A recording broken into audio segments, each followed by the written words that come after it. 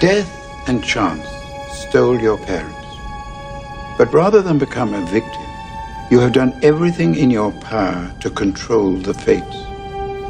For what is Batman, if not an effort to master the chaos that sweeps our world? An attempt to control death itself.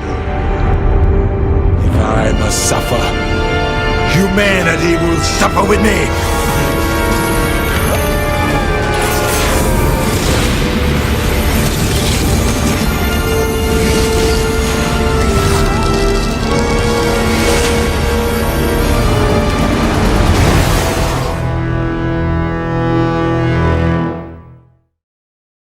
In a world crying out for fairness, hungry for justice, two powerful heroes join together. Batman and Dave, the Frito-Lay guy. You think we could park a little closer to the store next time? Just a little closer. The Great Gotham City giveaway. Just buy any 2 Gotham City-sized bags of these Frito-Lay snacks and get a specially marked bag free. Next time, I wear the cape and you push the chips. Forget it.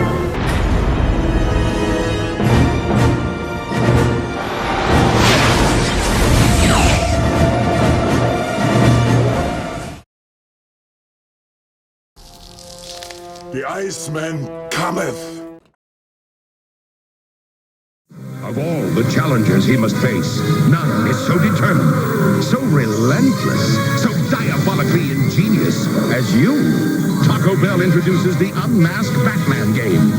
Just peel back Batman's mask to reveal Bruce Wayne, and you can win cash.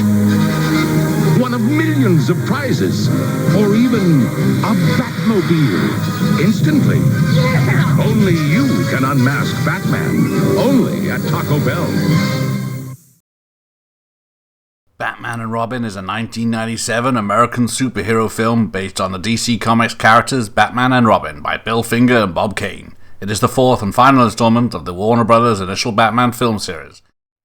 A sequel to Batman Forever, and the only film in the series without the involvement of Tim Burton in any capacity.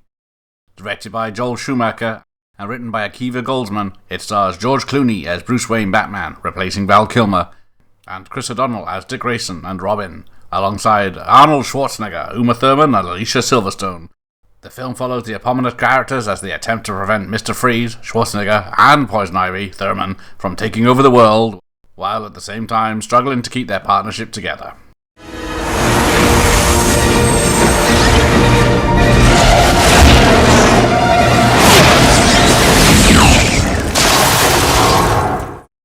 There was a kind of modesty when we made Batman Forever, which was a little bit like we think we can. And, you know, it just felt on Batman and Robin that Jack was out of the box. It just felt like the sky was the limit. We were on a high, there's no question about it. You have a film that's very successful, Batman Forever, and you have all the elements in place. You say, why not? We had a great time, let's do it again. Hi, Freeze. I'm Batman. First movie, things felt much sharper and more focused. And it just felt like everything got a little softer on the second one. The first one, I felt like I was making a movie. The second one, I felt like I was making a toy commercial. Batman Forever kind of crept up on people. Batman and Robin was so overhyped from the minute we said we were going to do it that I think that backfires many times. You know, when you're supposed to be a blockbuster, then you have to be. Nice catch. You break it, you buy it. Grab the gem! Kill the heroes! We were just getting ready to shoot A Time to Kill, and Bob Daly and Terry Selmwell called me and asked me if I would do another Batman. And it did seem like the audience and the media and the studio, everybody wanted me to do another one. Now, of course, everyone wanted to be involved. So it was the opposite from Batman Forever when we had to go around and convince everybody to come along with us. We were going to make a Batman movie. This was, how can we stop everybody? You know, I mean, it was everybody and their mother wanted to have their franchise in the movie and be part of it, and it was a very, very different experience. It was evolving. I mean, it wasn't, I don't think we were publicly saying, okay, we're making another one. We're going straight into the next one. As it turned out, we did pretty much go into the fourth one second one for us, almost without a break. By the time you film these movies and got all the press once they came out, you know, to start one up as soon as we did was really soon, I thought. And I think that, you know, ultimately the movie suffered because I think, number one, I don't think people were ready for it. There's something about these things being away for a certain amount of time where people's interest kind of starts to percolate a little bit. I think people were still sick of seeing all the press and all the coverage and all. I mean, it's an assault when these things come out. In Batman and Robin, there was a real desire at the studio to keep it more family-friendly, more kid-friendly. And a word I had never heard before, more toyetic, which means that what you create makes toys that can sell. We involved the toy company.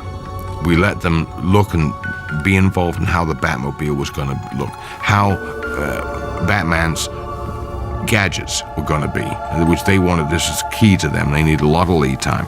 We started planning in August of '95. I knew I wanted to do Mr. Freeze and Poison Ivy as the villains, and so we started with tear sheets, comic books, and discussions of what they would look like and how we were going to make Gotham City bigger, better, and what areas we were going to be going into. So all of those things as you're designing, they're ripping them out of your hands because they're going to make the molds. The molds for them usually have to be made in Asia.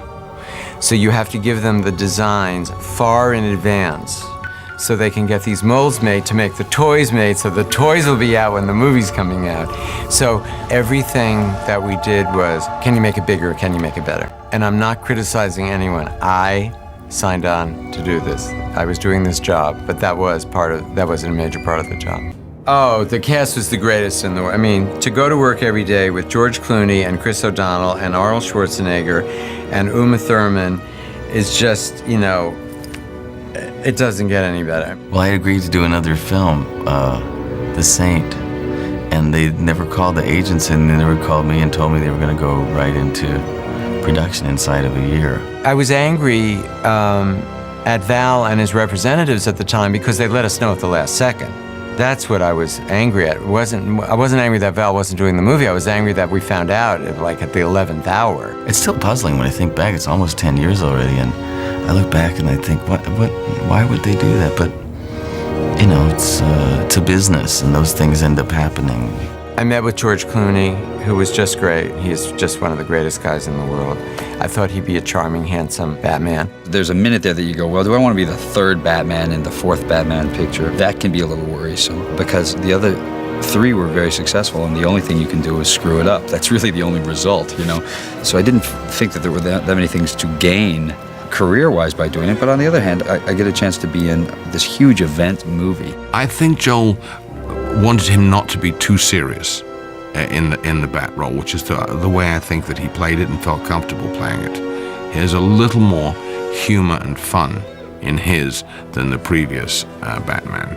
The thing is, you got to remember, Michael started this and he made it his own. You know, Batman was Batman, and Michael will always be Batman because of that. And then Val came in and did something completely different. And he was a darker, very strong, very brooding character. So for me, there weren't many options in the fourth Batman. And we talked about this because there were some pages originally written that had him, you know, dealing with his parents being dead again. And I said, you know, he's a 35-year-old guy who lives in a giant mansion and has billions of dollars and goes out with the most beautiful women in the world and has the coolest toys and is Batman. And I don't think anybody is going to feel sorry for and listen to a guy going, woe is me, my parents died when I was 4. So the only thing we tried to do was give him a little less weight to carry on his shoulders. Because we were supposed to make a more family-friendly movie, I would make a gentler, kinder, kind of, maybe not as depressed, not as tortured Batman. I know I've been criticized a lot for this, but I didn't see the harm in it. The Batman thing I wasn't ever wholly comfortable with because it's very tough to be comfortable as Batman. You kind of have to cop a different kind of attitude. You have to cop this extremely confident, invulnerable kind of man. Much easier to catch Bruce Wayne. We had to shoot around his schedule because he was shooting ER at the time. So we shot Friday, Saturday, Sunday, Monday, and Tuesday. We would try not to schedule him on Friday, so he'd get 3 days in a row. He'd get Wednesday, Thursday, Friday on ER. I mean, the guy is amazing. He worked 7 days a week for months. I mean, actually, as it turned out. It was fun to go back and do it again, and with different people. You know, I was kind of bummed out at the timing, because I just had things going on, other things that I wanted to do.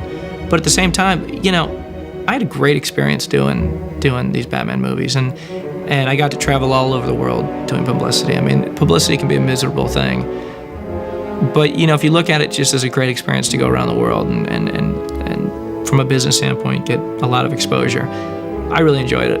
You know, even though looking back, I felt like we kind of rushed getting that second one done. You know, I still would have done it, if I had the chance over.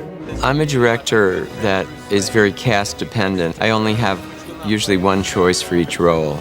And until I'm really turned down, I don't fall in love with anyone else. And so I've been very lucky to get my first choices on most of my movies. Arnold seemed a perfect fit, you know, this big Austrian, you know, scary guy in the metal suit.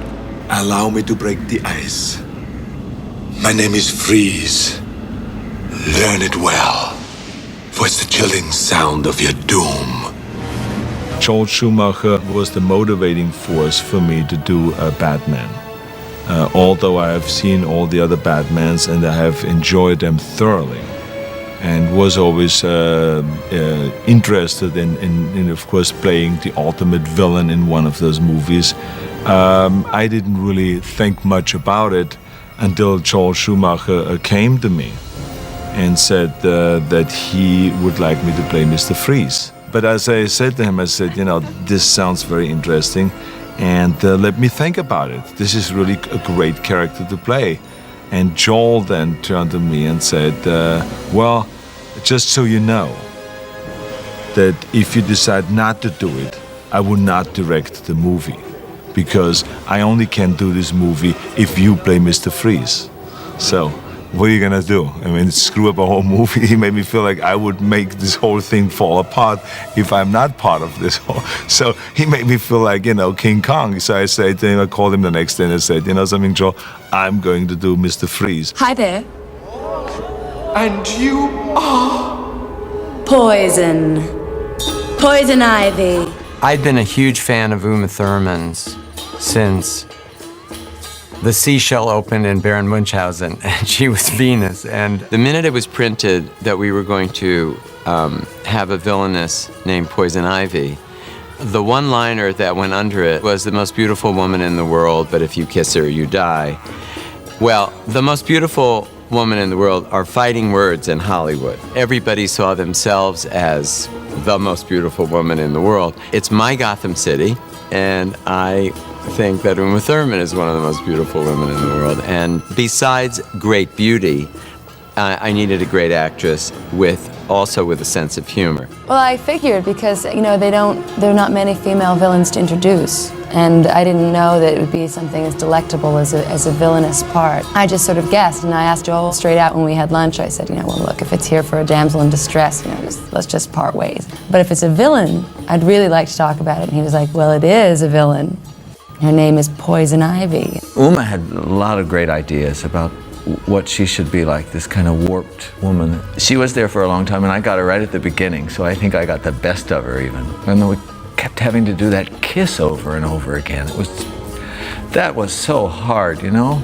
To be a Batman villain is like, in the movies, in a comic pop kind of way, it's sort of like an opera part. You know, it's limitless. Someone said to me, you can't be too big and you can't be too small. But there's just, the opportunities are endless with the characters, and so it was just tempting. I've never done anything like it, and it doesn't come by very often. I think because a lot of critics bashed the movie, I think they overlooked Uma's performance, which I think is great. And you are? Batgirl. That's not awfully PC. What about Bat-person or Bat-woman? Bruce, it's me, Barbara. I thought that in this mode of making a more family-friendly, more kid-friendly movie, to give maybe little girls more of an access into Batman. I realized that there weren't really any superheroines especially teenage ones in our culture, which is sort of unusual. I don't know what that says about us, but there was no one better than Alicia Silverstone to be Batgirl.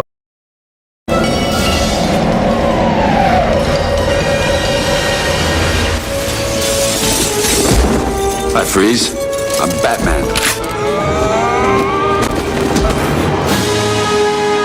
Batman has to win by being smart. He doesn't have the powers of the other guys, of Superman or any of those guys. So, you know, Val did. Val and Michael had those powers, but I did. They part of my contract, they just said you don't get any superpowers. I want a car. Chicks dig the car. This is why Superman works alone. Batman is probably one of the most flexible characters I've ever seen in any form of entertainment. Spider-Man is always Spider-Man. Superman is always Superman. Batman is a lot of different things at a lot of different times. Batman's story is fairly grim, but if you don't say that his parents were murdered, you can have a fun, campy Batman. George Clooney played a warm and fuzzy Bruce Wayne, kind of the guy next door, the guy that all the women love.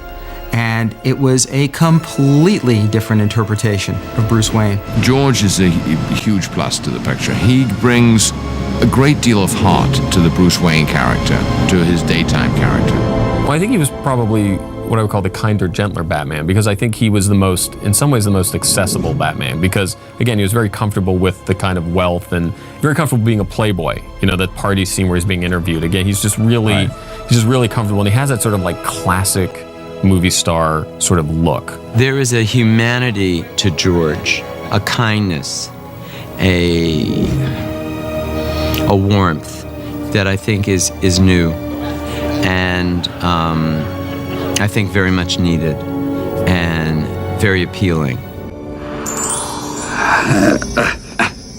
Why are all the gorgeous ones homicidal maniacs? Is it me? He's mischievous, too. So he has a terrible life. He's touring between Elle Macpherson and Uma Thurman. His life is a horror. I tried to make this character, Bruce Wayne, and Batman, but mostly Bruce Wayne, I wanted him to look and sound like a doctor on a high-rated television show. And I thought, you know, with my acting range, that I'd be able to do that. And I've seen some of the dailies and stuff, and I've seen little pieces of the film, and I think that I achieved it. I love you, old man. And I love you, too. There's a wonderful scene where George Clooney says, you know, I love you, old man. I'm paraphrasing here, but it is they all, play it very, very warmly and with a lot of heart. And I thought Clooney, made a very good Bruce Wayne, and no place better than in that scene, and really captured what they were going for with the movie, which was about heart and family and valor and bravery. And you don't have to wear a suit and ride around in a fancy car to be a hero. Sometimes the bravest heroes are the ones who just stoke the home fires and keep everybody sane back in the cave.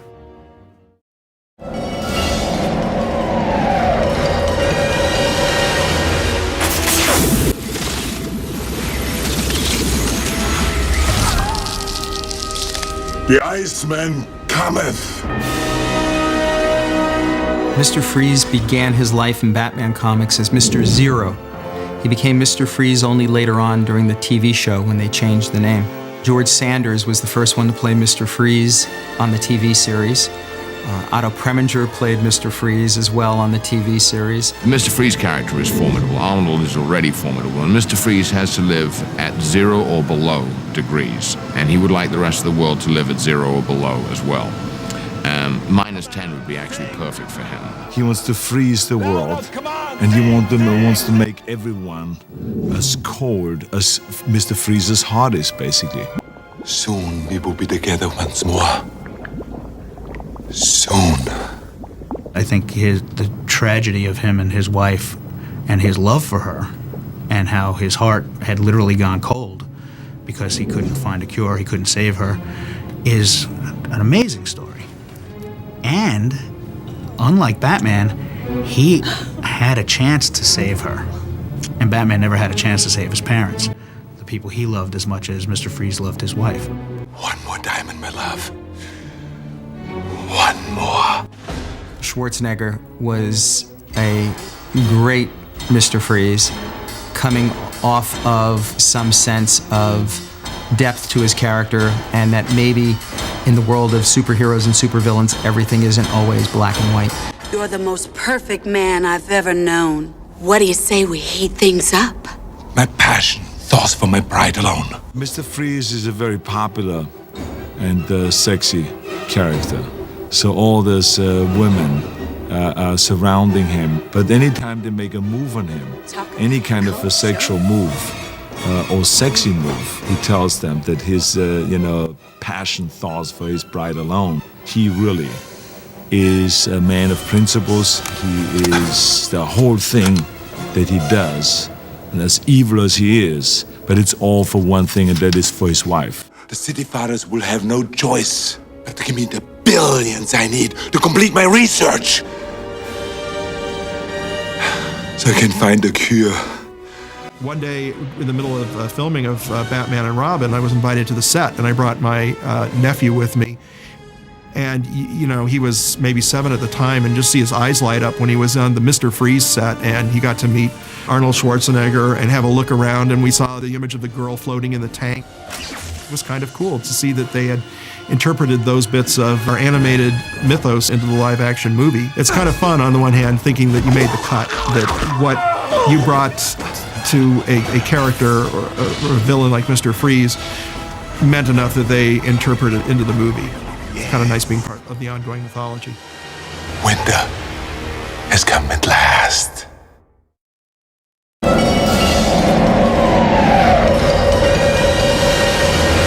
I really am to die for.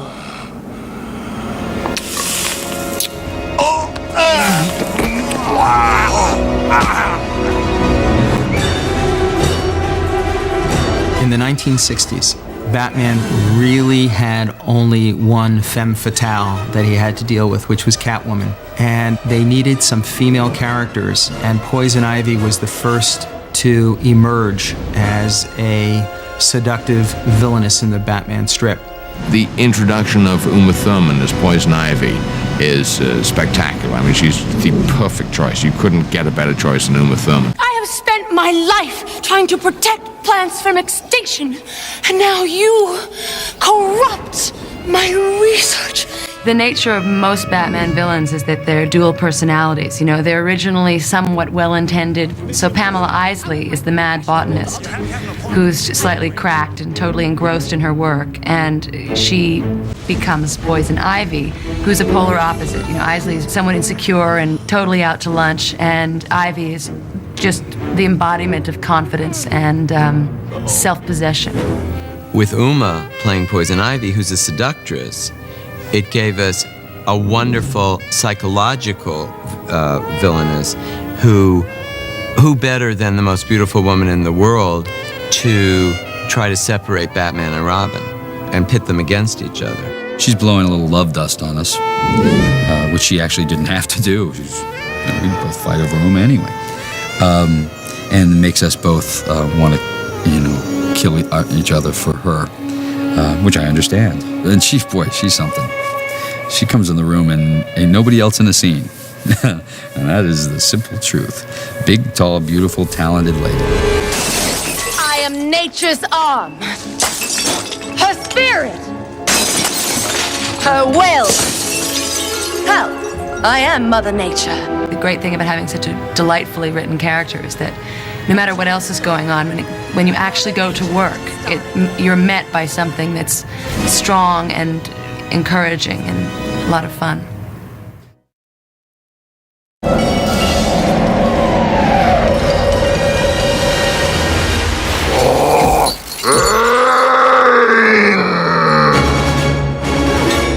The Bane character in the comic book, he is the master villain that is responsible for breaking Bruce Wayne's back, or breaking Batman's back, crippling Bruce Wayne for life, which was a big change in the comic book. Wow, crippled superhero.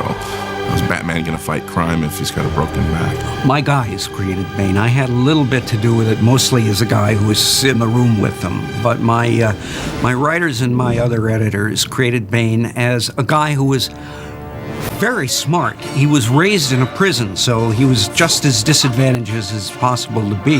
Educated himself, figured out a way to break out, and we played him as like having a huge native intelligence. He was more than muscle. I mean, he was Batman's equal.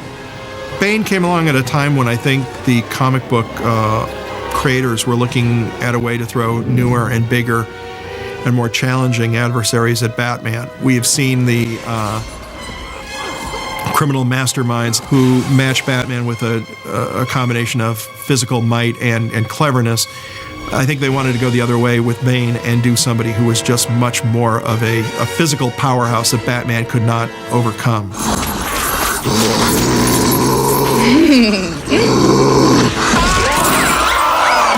Bane was one of the characters that my 7-year-old godson taught me about, probably when he was about 5. And Bane is made out of steroids and venom. And he is, we use him in this film as Uma's pit bull. I mean, she just can't kiss everyone to death in Gotham City. You know, it's a lot of people to kiss. And so sometimes she just needs someone to break down a wall. So he's a wonderful addition.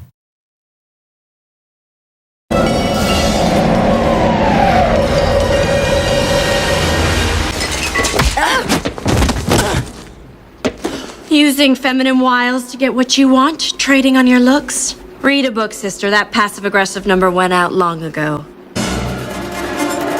Her background is always real hazy and whatnot, because she's kind of Jim Gordon's daughter, but she's not Jim Gordon's daughter at the same time, depending on which rendition of her backstory, you know, you read. You know, in the TV show, she's a librarian, but in the books, you know, there's no hint of librarian going on there unless they write it in as a nod to the old TV show. Alicia Silverstone, she's fabulous as Batgirl. Strong and powerful and perfect choice. Batgirl is just pure trouble.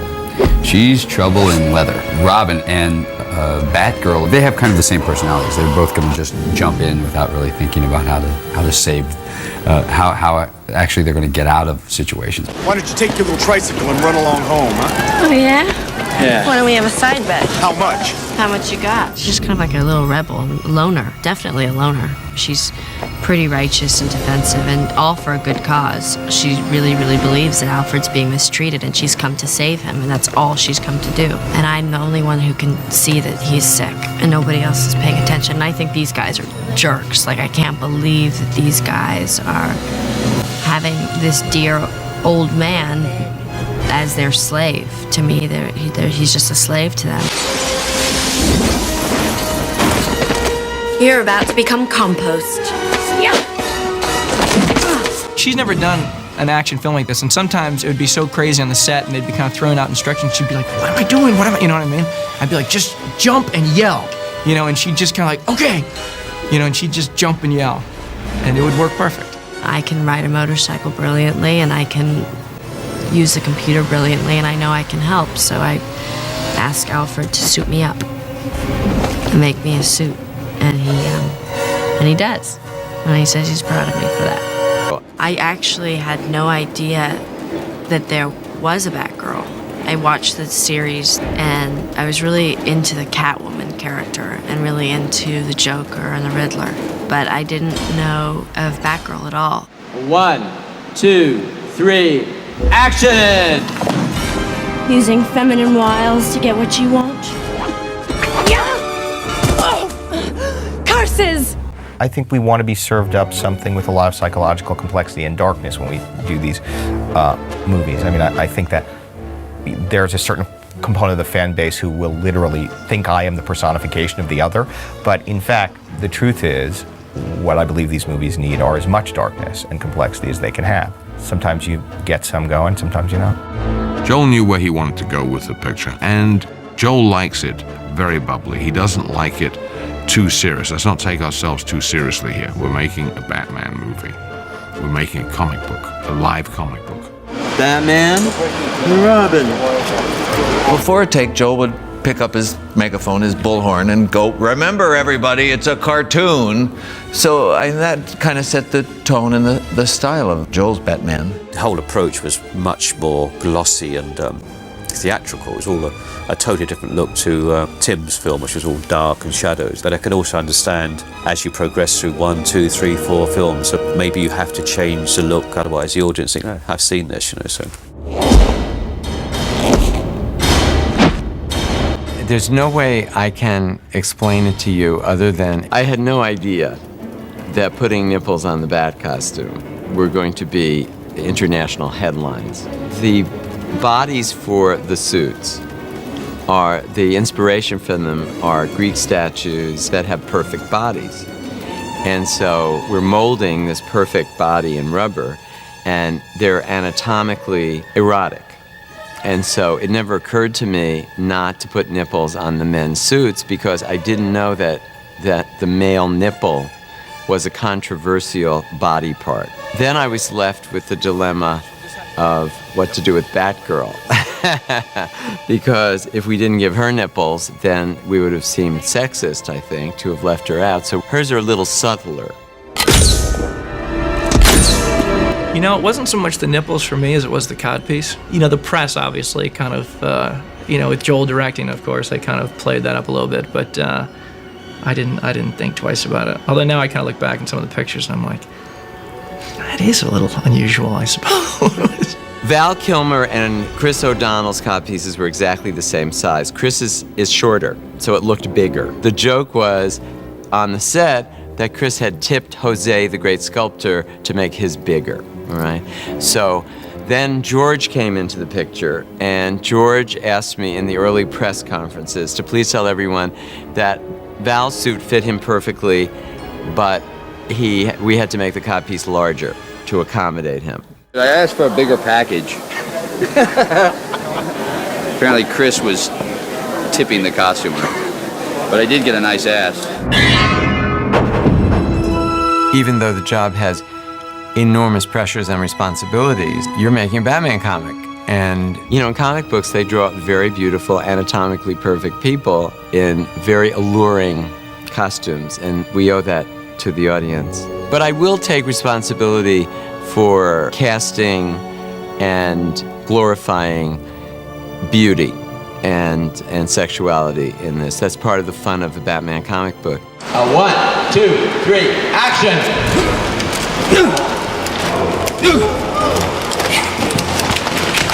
There is a serious nature to this, that when it's time to rock, it's time to rock. The main unit really had to concentrate on the money, the actors. I guess why I quite enjoyed doing second units now, not first units, because you have the fun stuff. It's tough, but you have the fun stuff. Museum was tough because originally we had the whole museum frozen so they could do it on ice skates. The whole, it's a huge set at Warner's, was an ice rink with a set built on it. And then about 3 days before that, they decided they would do it on rollerblades. So we got these extreme skaters in there who are actually fantastic. Let's turn cameras. Okay, roll cameras. We're rolling. We're rolling cameras, rolling. Okay, action, Rick.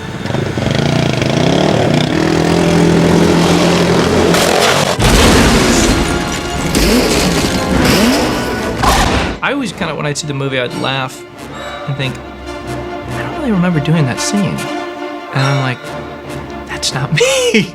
I mean, there were literally 3 crews at all time. And in fact, I'm in a lot of scenes with Mr. Freeze. I never worked a single day with Arnold. Not a single day. I was on the set with him a lot. I'd hang out and talk to him. I did a lot of publicity with him.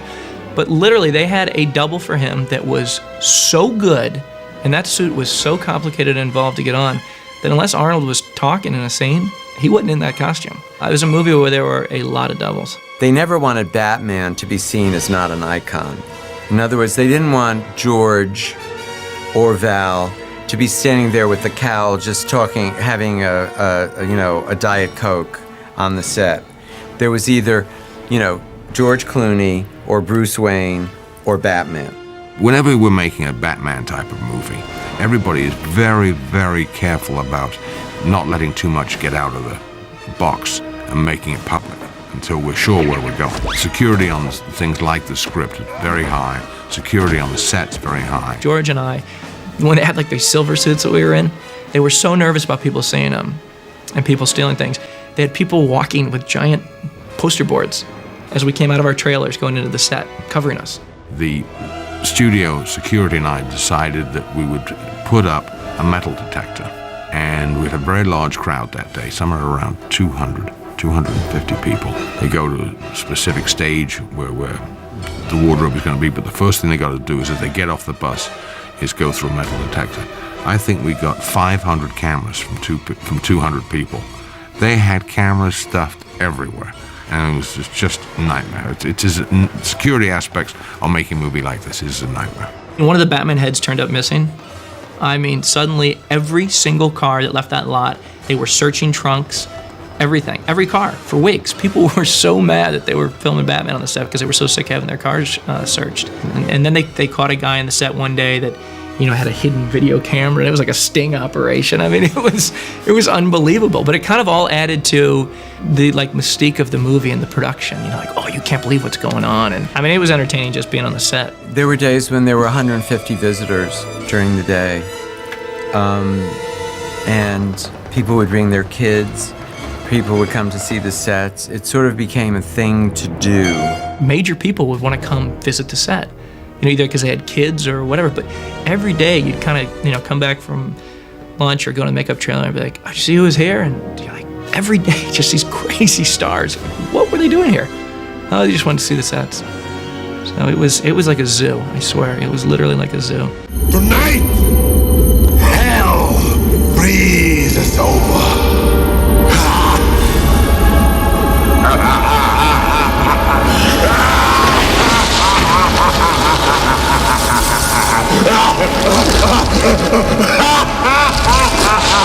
The movies, to me, have always reflected a different era from the Batman mythology. To me, Tim Burton's first film was truly the Batman of 1939 before Robin came in. Batman Returns was more of Tim's tribute to the Batman comics, the way they were portraying the character in the 1990s. Batman Forever, pure middle of the 1940s to the middle of the 1950s. And Batman and Robin clearly was all about the Batman of the 60s in the comic books.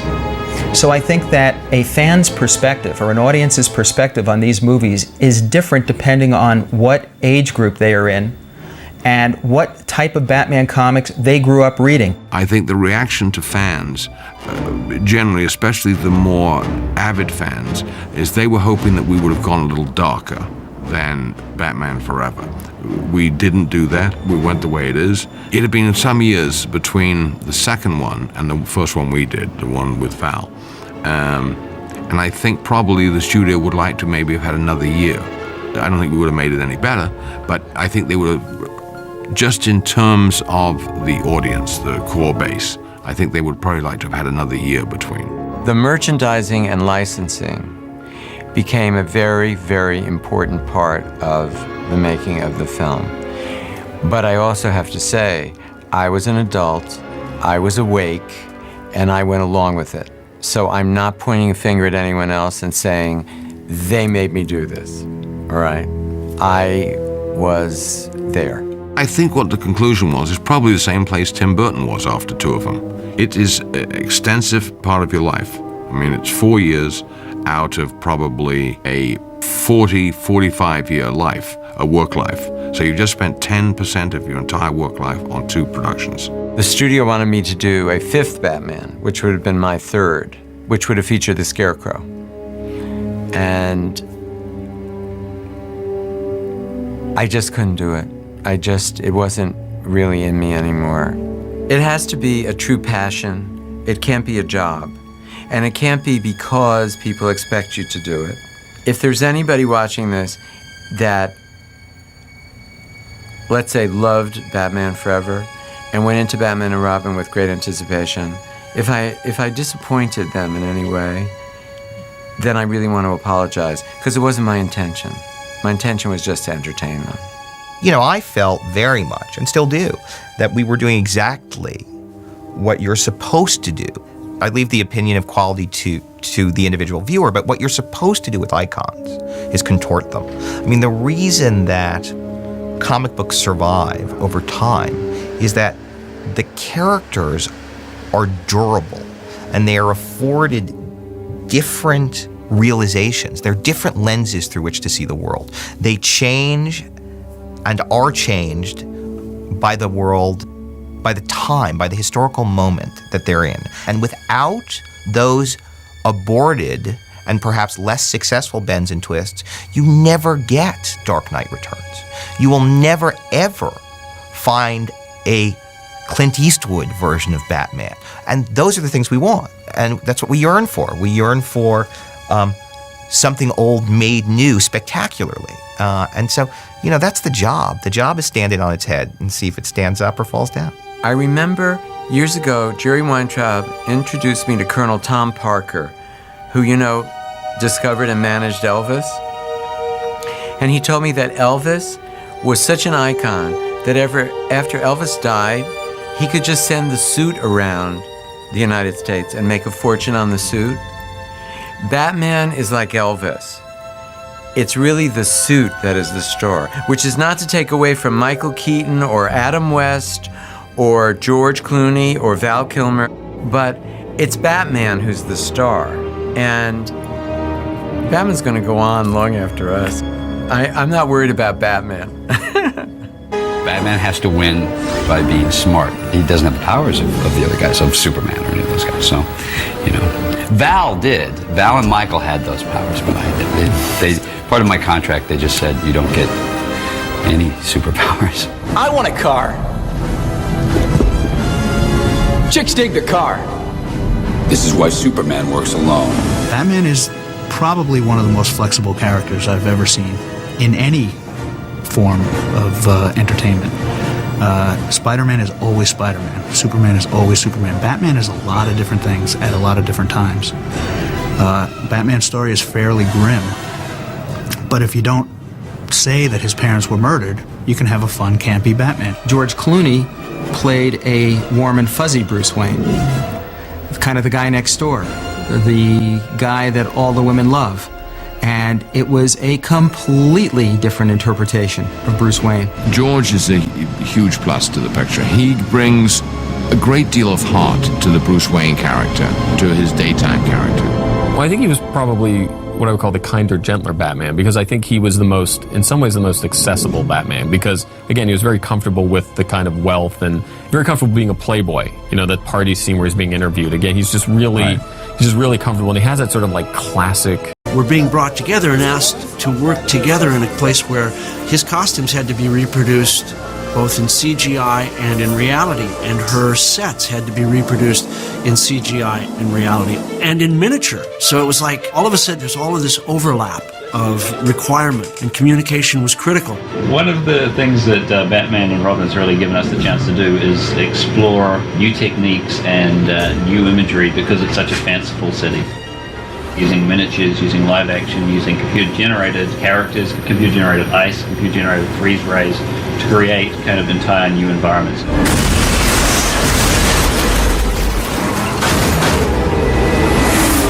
What we have here is actually a shot that combines quarter-scale miniatures, a 60 by 40 trans-light photographic backing, some live-action green screen characters, and a CG character on a CG motorcycle. And it'll all come together in the final movie to look like a real scene in Gotham, and it will be indistinguishable as to which is which. The city is quarter-scale, the Batmobile is quarter-scale miniature, the characters are obviously live-action, with people standing here and over here who are live-action green screen characters. The photographic backing is the city in the background, and the Robin on the motorcycle riding by is a computer-generated character. Procedural stuff, smoke and dust and debris and fire and ice and all of that stuff. That was a huge challenge.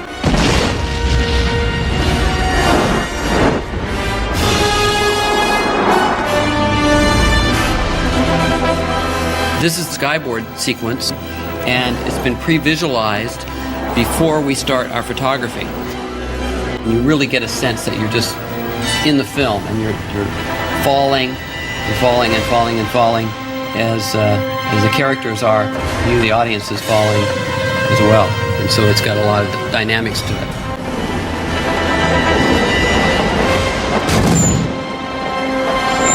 So what we have on the Moviola is the miniature photography that is our version of what you saw in the computer world.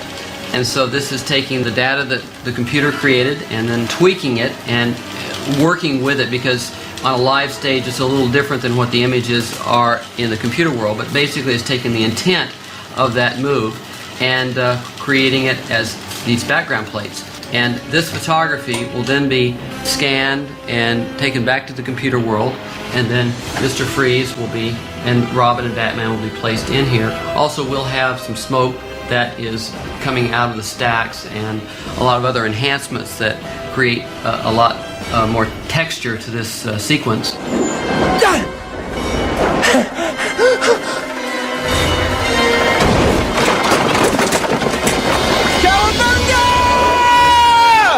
The skyboarding sequence was fun. It had enough reality to it that, for the most part, you came out of it thinking that the characters actually did that. It was ambitious for us to try and do that. He's freezing the furnace! It's a seminal time in visual effects because that's the point where it was good enough to just come up with a process that could capture an image on film that vaguely represented what was written in the script. You had to either design a camera that traveled at the speed of light and stopped in 3 feet, or you had to design a rig that could do motion control at 30 miles an hour, or there was all of this technology involved. When the ability to create images in the digital environment, a pixel at a time, arrived, suddenly that engineering side started to drop away. And it dropped away fairly quickly as the digital environment matured. And it also meant, from a supervisor point of view, it got to be much less an engineer. I thought you boys were going to work on the garage. Dad, we're resting. And eating those Apple Jacks, I see. What's wrong with you kids? They don't taste like apple. That isn't why we like them. Then why? I know. You just do. Yeah. Kellogg's Applejack cereal is part of this complete breakfast. We eat what we like. Just in time for Batman and Robin the movie. Cool stuff from Kellogg's. Free Hero Vision puzzle. Action-packed mail-in $4.99. See specially marked boxes for details. I'm afraid that my condition has left me cold to your pleas of mercy. Taco Bell presents Nacho and Dog. Hey, Nach, how about another tasty taco? No problemo, man.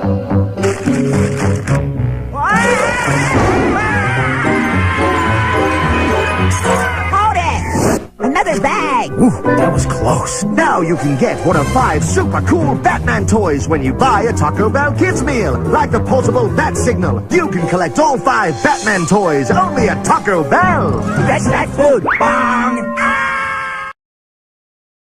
Batman and Robin had its premiere on June 12, 1997 in Westwood, Los Angeles, with most of the cast and the toast of Hollywood in attendance.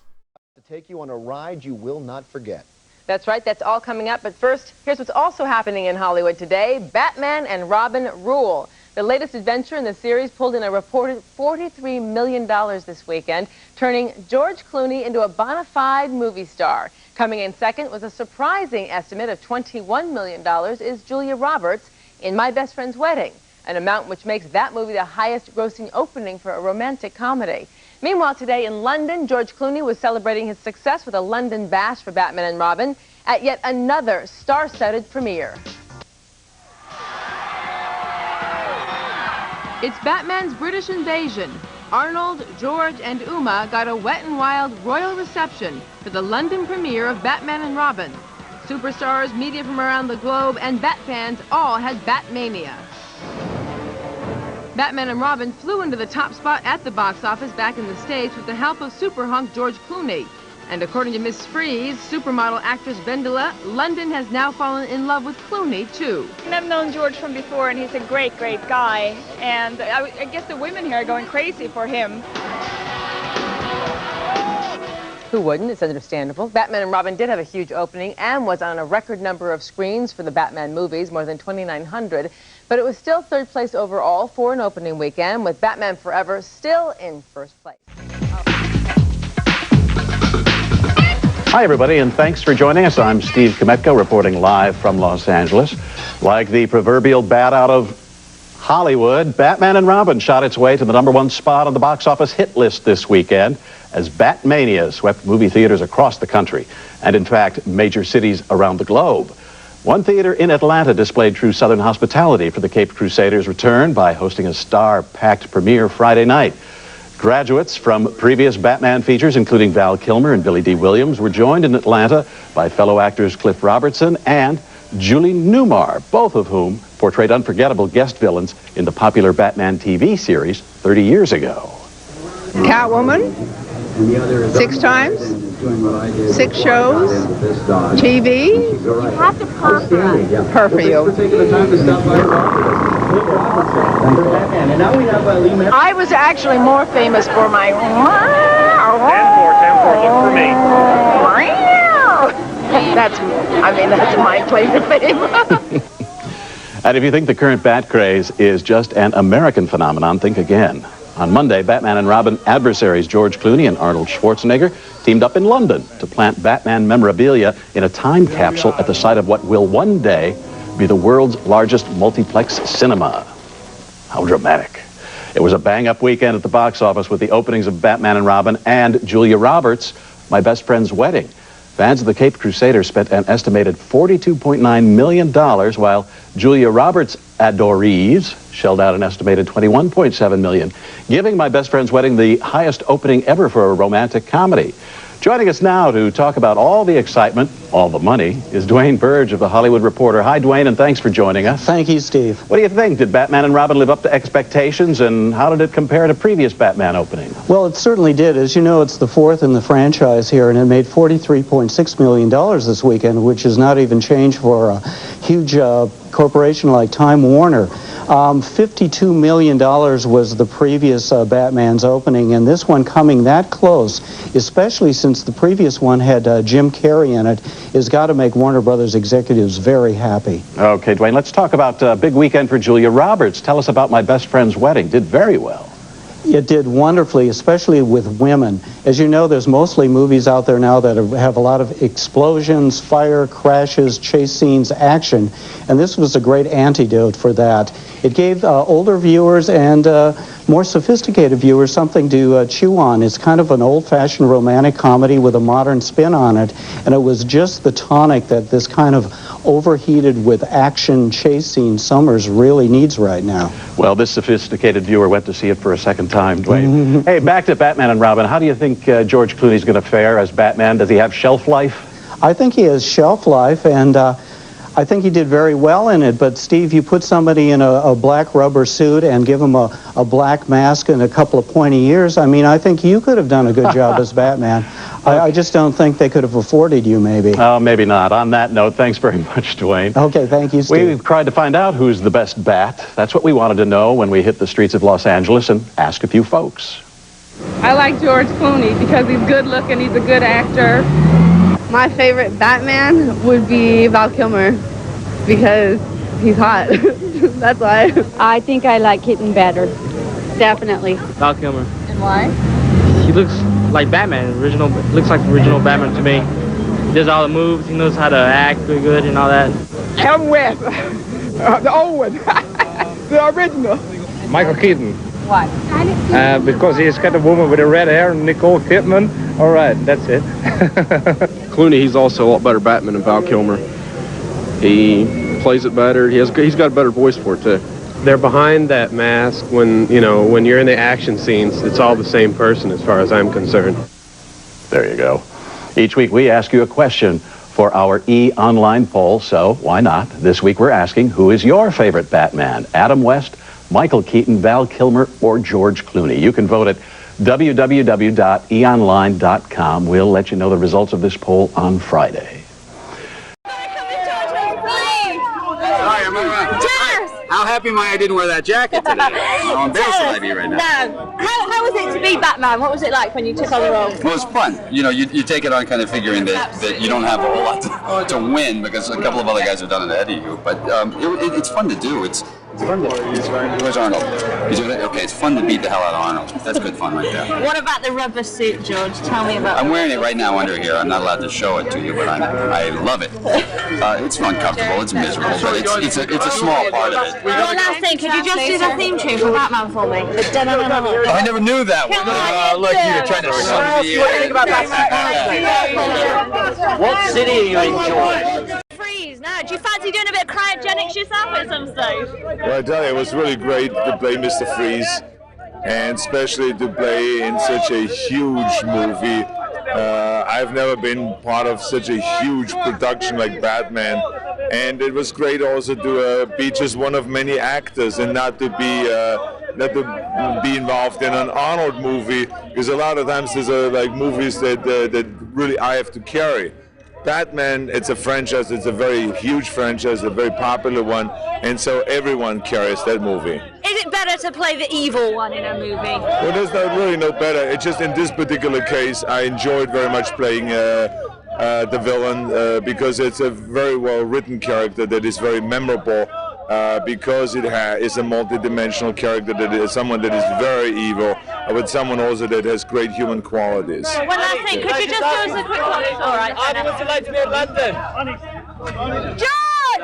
George, we love you! Okay, let's go straight ahead. Arnold Schwarzenegger. Viel Stress am Wochenende für den alten Adonis. Mit seinen beiden Frauen, Gattin Mariah Shriver und Mutter Aurelia, feierte Arnie zuerst in Graz die Europa- und danach in Bottrop die Deutschlandpremiere seines neuesten Streifens Batman und Robin. Natürlich war auch George Clooney mit Freundin dabei. Schließlich spielte er den Batman. Doch wäre diese Rolle nicht auch für den steirischen Muskelberg reizvoll gewesen? Nein, ich habe kein Interesse, Batman zu spielen, sonst hätte ich den schon längst gespielt. Ich spiele lieber die klassischen Batman-Bösewichte. Bei der anschließenden Feier saß der Filmbösewicht schon wieder im Flieger Richtung Bottrop.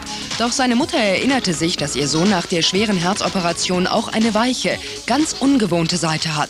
Mein Sohn hat mich angerufen und hat gesagt, Mutti, komm mich besuchen, aber bitte komm nicht mit leeren Händen, sondern bring etwas mit. Ja, natürlich habe ich mich zum Ofen gestellt, habe schön Studeln gemacht, habe Schnitzel gebacken und bin mit dem Teller als Lachende ins Zimmer hineingegangen. Weil meine Schwiegertochter hat mir gesagt, du darfst ja nicht weinen. Das ist schlecht für den Arnold. Und ich habe gelacht, bin hinein, der Arnold hat auch gelacht und er hat gleich heruntergebissen.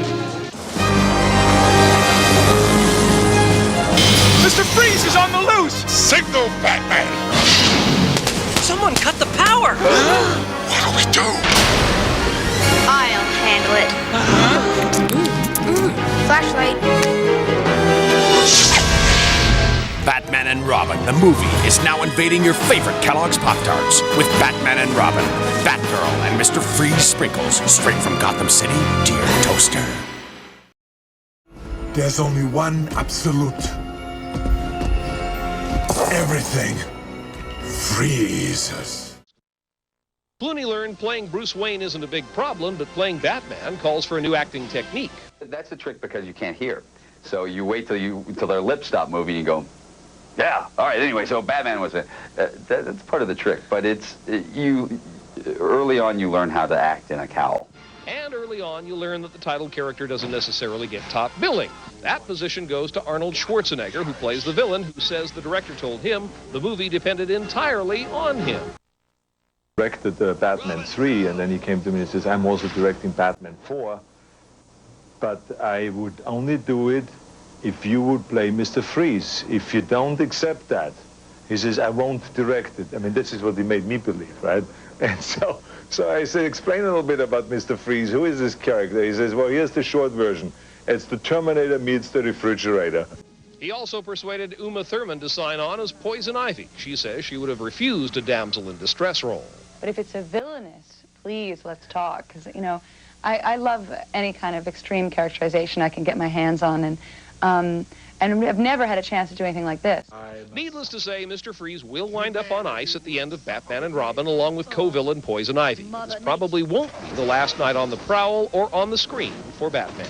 If the audience likes this and is pleased with what we've done and would like another one, yes, I will do one more. And although nothing is firm, the next time Batman may find himself in battle with the sinister Scarecrow. Dennis Michael, CNN Entertainment News, Hollywood. Action in their new movie. ET's Mark Steinis has the story. It's been thought of as the tightest, most secretive set in Hollywood. But after bootleg video of George Clooney and others from Batman and Robin turned up on the TV show Inside Edition, Warner Brothers security laid a trap. And last Friday, director Joel Schumacher announced they nabbed their culprits. He was caught red-handed with the goods outside the stage. There's a certain victory there.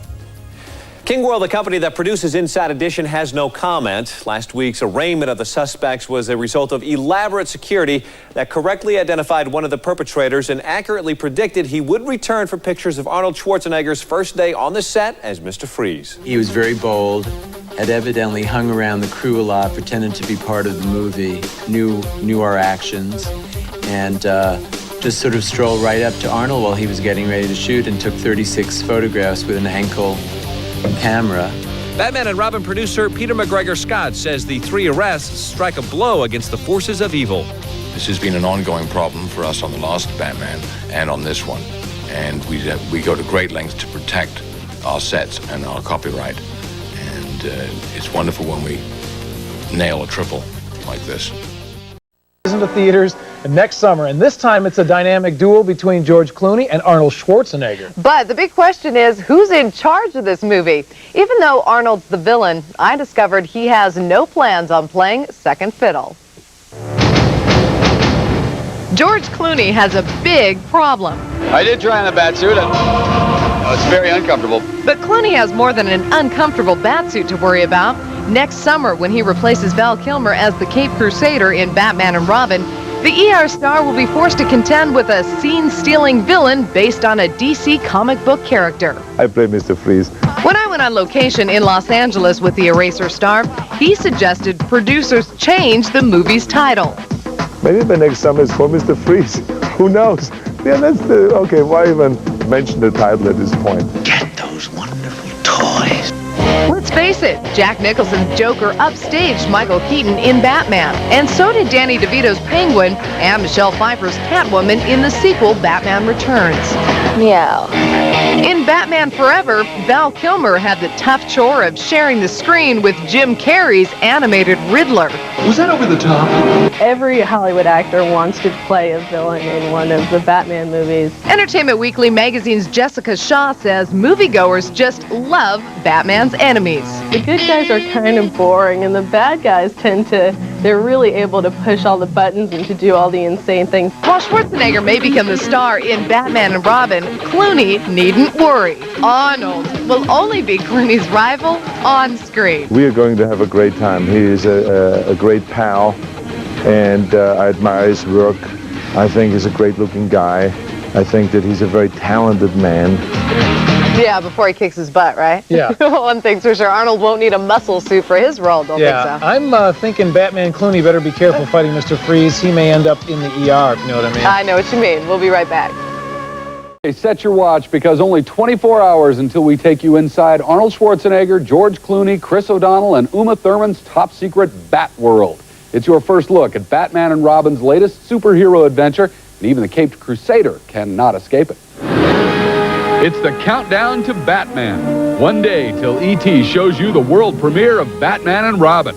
But right now, the movie's director, Joel Schumacher, gives Jan Carl the dirt on the newest Batman, George Clooney. And he looks great in black rubber. Well, hey, you know, the most important part. Right, yeah, exactly. Speaking of which, are the nipples still there? Of course, it's a Joel Schumacher film. Everybody has nipples. You are? Batgirl. Alicia Silverstone is the newest addition to the Bat family. We really don't have a teenage superheroine. And so fortunately, in the Batman lore, there was Batgirl. And who better than Alicia Silverstone? We can't reveal Arnold Schwarzenegger's amazing new look as the villainous Mr. Freeze until tomorrow, but Joel gave us a little bit of a hint. Mr. Freeze is I always tell him it's the Terminator meets the refrigerator. Tomorrow, we'll also show you Uma Thurman's sexy bad girl, Poison Ivy. I think many people in the audience will be very pleased with her costumes. Oh, a little skimpy, are they? Well, they're Or perhaps a little tight. They're built for seduction. Let's put it that way. It looks like Uma comes between the Caped Crusaders. Things get pretty tough for the dynamic duo. So we could have a love triangle going on in Batman and Robin. Ooh, could be really heavy. Could be really heavy. Oh, I like that. Could almost break everybody up. Joel says the cast got along great and pulled a lot of Bat jokes. We have lots of, Bat butt shots. We have lots of mooning. We have lots of vulgarity. We have lots of fraternity humor. We're going to need a bigger cave. Batman and Robin also co-stars some pretty impressive main squeezes. Elle Macpherson plays Bruce Wayne's girlfriend. Supermodel Vendela plays Mr. Freeze's Mrs. Freeze. And Will Smith's girlfriend from Independence Day, Vivica Fox, will also be in the Bat cast when Batman and Robin opens June 20th. Tonight, it's a big night at Batman as we take a sneak peek at the brand new Gotham City adventure and speak to the stars of Batman and Robin, George Clooney, Chris O'Donnell, Alicia Silverstone, Uma Thurman, and Arnold Schwarzenegger. Then we bring you the movie which started it all, the original Batman. I'm Batman.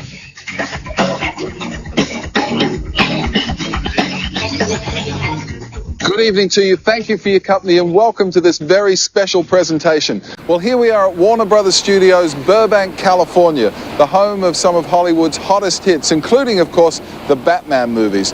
What an incredible looking film. Batman and Robin is, of course, the fourth Batman movie. Michael Keaton played the original Caped Crusader in the Batman film we're going to see a little later tonight. Val Kilmer starred in Batman Forever. And now, star of the hit TV series ER, George Clooney plays billionaire philanthropist Bruce Wayne and Gotham City's Dark Knight, Batman. Were you a Batman fan as a kid? Sure. I used to make little statues of Batman, and I had a Batman. I have a picture of myself at 3 years old in the Bat costume. You serious? Yeah. Wow. You got a copy of that here? No, I don't. Someone's going to pay a lot of money for that. I know. My dad's going to make some cash off of that. First bidder. So how different is it working in a film like this to working in a TV series, a hit TV series, albeit? Completely different. Well, television series are probably the hardest things to do. Our television series are the hardest things for actors to do. It's not, compared to coal mining, it's not hard. But you do, on our show, we do 10 pages a day. Now, most television shows do 7 pages a day, which is tough. So we work 12 to 14, sometimes 18-hour days every single day. We do a dialogue that we don't understand because it's Latin. It's all doctors speak. We learn this kind of ballet with, learning to be doctors. You have to do everything fairly accurately without hurting anyone because you're not really doctors, so you can't really compress a chest when you do this. So everything has to be, you're somewhat of a magician too. You can't really stick a tongue depressor or a laryngoscope down the throat of a guy. You have to fake it. I just have a lot in common with George on a personal level. I mean, we're both real into sports, basketball and golf, and he's just really fun to hang around the set with. He's guy's got more stories than anyone you've ever met. He sits there and just talks and talks and tells you these stories, and you're like, come on, this can't actually have happened. This didn't happen. And he's like, I swear it happened. Great with Val. I didn't hang out and goof around on the set with him like I do with George, but I got along with him fine. Only problem I ever had was when he spoke real quietly. Michael Goff and I would be doing scenes with him in the Batcave, and he'd be talking, be like, what? We can't hear you, because it's a big Batcave, and he played Bruce Wayne with a real kind of low voice, which was cool in the finished product. But for the other actors, we were like, and finally it was so funny, because at one point Michael was just like, I'm sorry, I can't hear him. Val Kilmer, who was doing it before, had a conflict of schedule. He was going to do The Saint, and so the part became available, and then Joel Schumacher called me up and said, do you have any interest? And I said, oh, you mean to be in that little independent film you're doing? And I jumped at the chance. It's for me, it's a huge break and a huge opportunity, and I'm very lucky to get a chance to do it. It's as much about the special effects and the sets and the costumes as it is about the actors and the characters. I mean, it's just amazing the way they put everything together. And I get to sit back and watch it and be like, that's my face, that's me jumping there, and I don't know how they did that, but that was me, supposedly. And it's great because the special effects, the stuff they did is just unbelievable. Chris is really, really professional as far as the only way. No, he was really good about knowing how. I mean, he had everything, and he's so cool. Like, you know, he'd show up and he was like laughing with everybody, and he was telling all these jokes, but he knew what he was doing when he had to do it, and he was on when he had to do it. And I'd just go like, "What are you doing? What's going on?" And he'd tease me and not tell me, and I'd be going, "Really, I need to. What just happened?" I'd be freaking out. He'd get me into such a frenzy, and he'd go like, "I'm not gonna tell you." And they both would stand there not telling me what was going on. And then I go, "George, you don't know either, do you? You really don't know what the hell's going on." They're like, "That's the secret. You just don't know. You just pretend you do." Joel Schumacher called me when I was doing press for Clueless in Japan and said, "Would you like to be Batgirl?" And I said, "Okay, why not?" That's quite a call, isn't it? And that's how it happened. It's really good for an actor internationally because you can. I mean, this is the hugest movie. I don't know any. I mean, it beats the dinosaurs. I think. I understand it beats the dinosaurs. Your career's had such a huge, explosion since Clueless.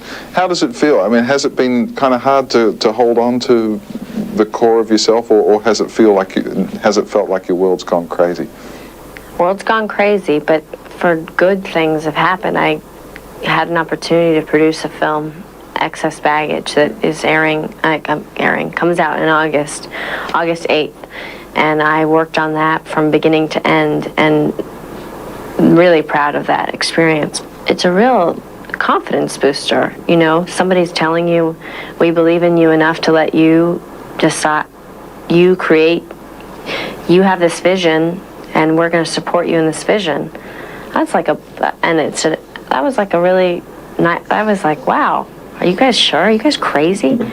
Like, no, why are you doing that? But they did, and that's really nice. Playing a cartoon character, essentially, does that give you free rein as an actor? I guess it does. You can kind of walk out there. Well, if you're really stupid, somebody can just say to you, it's a cartoon character. You go, absolutely, it was meant to do that. Well, it is. I mean, you're playing, yeah, it is. It is. It's really hard for me to remember that. So I'm glad that you said that. It makes me very happy because it's hard to remember that. Humanity will. After the break, we meet the two arch villains from Batman and Robin, Uma Thurman and Arnold Schwarzenegger.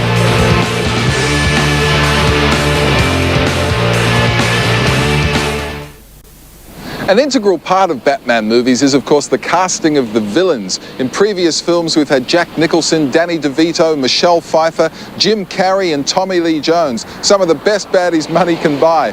And in Batman and Robin, none other than Arnold Schwarzenegger tops the bill as Mr. Freeze. Well, Richard, Mr. Freeze is obviously one of the most challenging characters that I've played.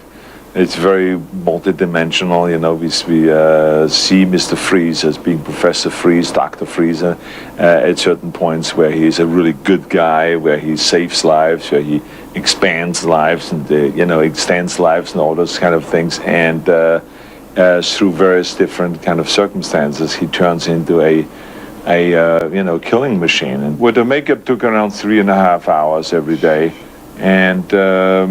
And the armor that we put on, all that stuff took also another, 45 minutes to an hour to put on.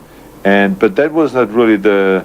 You'd be tired by the time you get ready. Oh yeah, but that was not the disturbing thing. What was more disturbing was to do the things that they normally do in the action films, now with a 70-pound armor around you. I mean, how do you do that? How do you jump? How do you fly through there?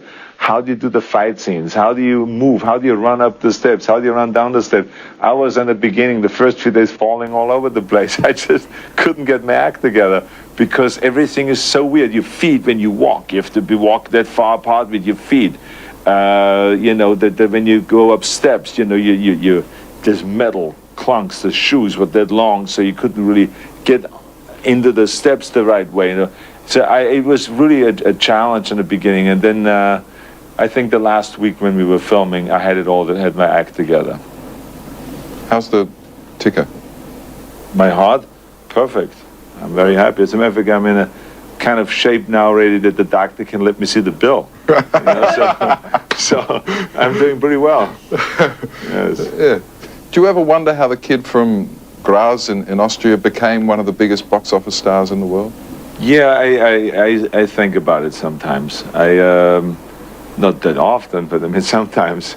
Because what's interesting is that I had huge dreams when I was in Austria. And I was very ambitious. And I had a plan on how I'm going to achieve all those things. But all of those dreams and the ambition and all this was not as big as where I went. I mean, I wanted to get into films. I wanted to be a bodybuilding champion. I wanted to own gyms and stuff like that. So it was those kind of ambitions, which is very ambitious. But that I would emerge and get to the place where I am today, I think that that was unexpected, and I'm quite surprised about it. I think that sometimes the movies go overboard with the violence. It's not necessary to do that. I never would take my kids to, see a Terminator movie or so, but I can take my kids to see Batman and Robin because there is really no injury. They freeze, and then as soon as you change the gun back, you can shoot at that frozen person, and then he melts again.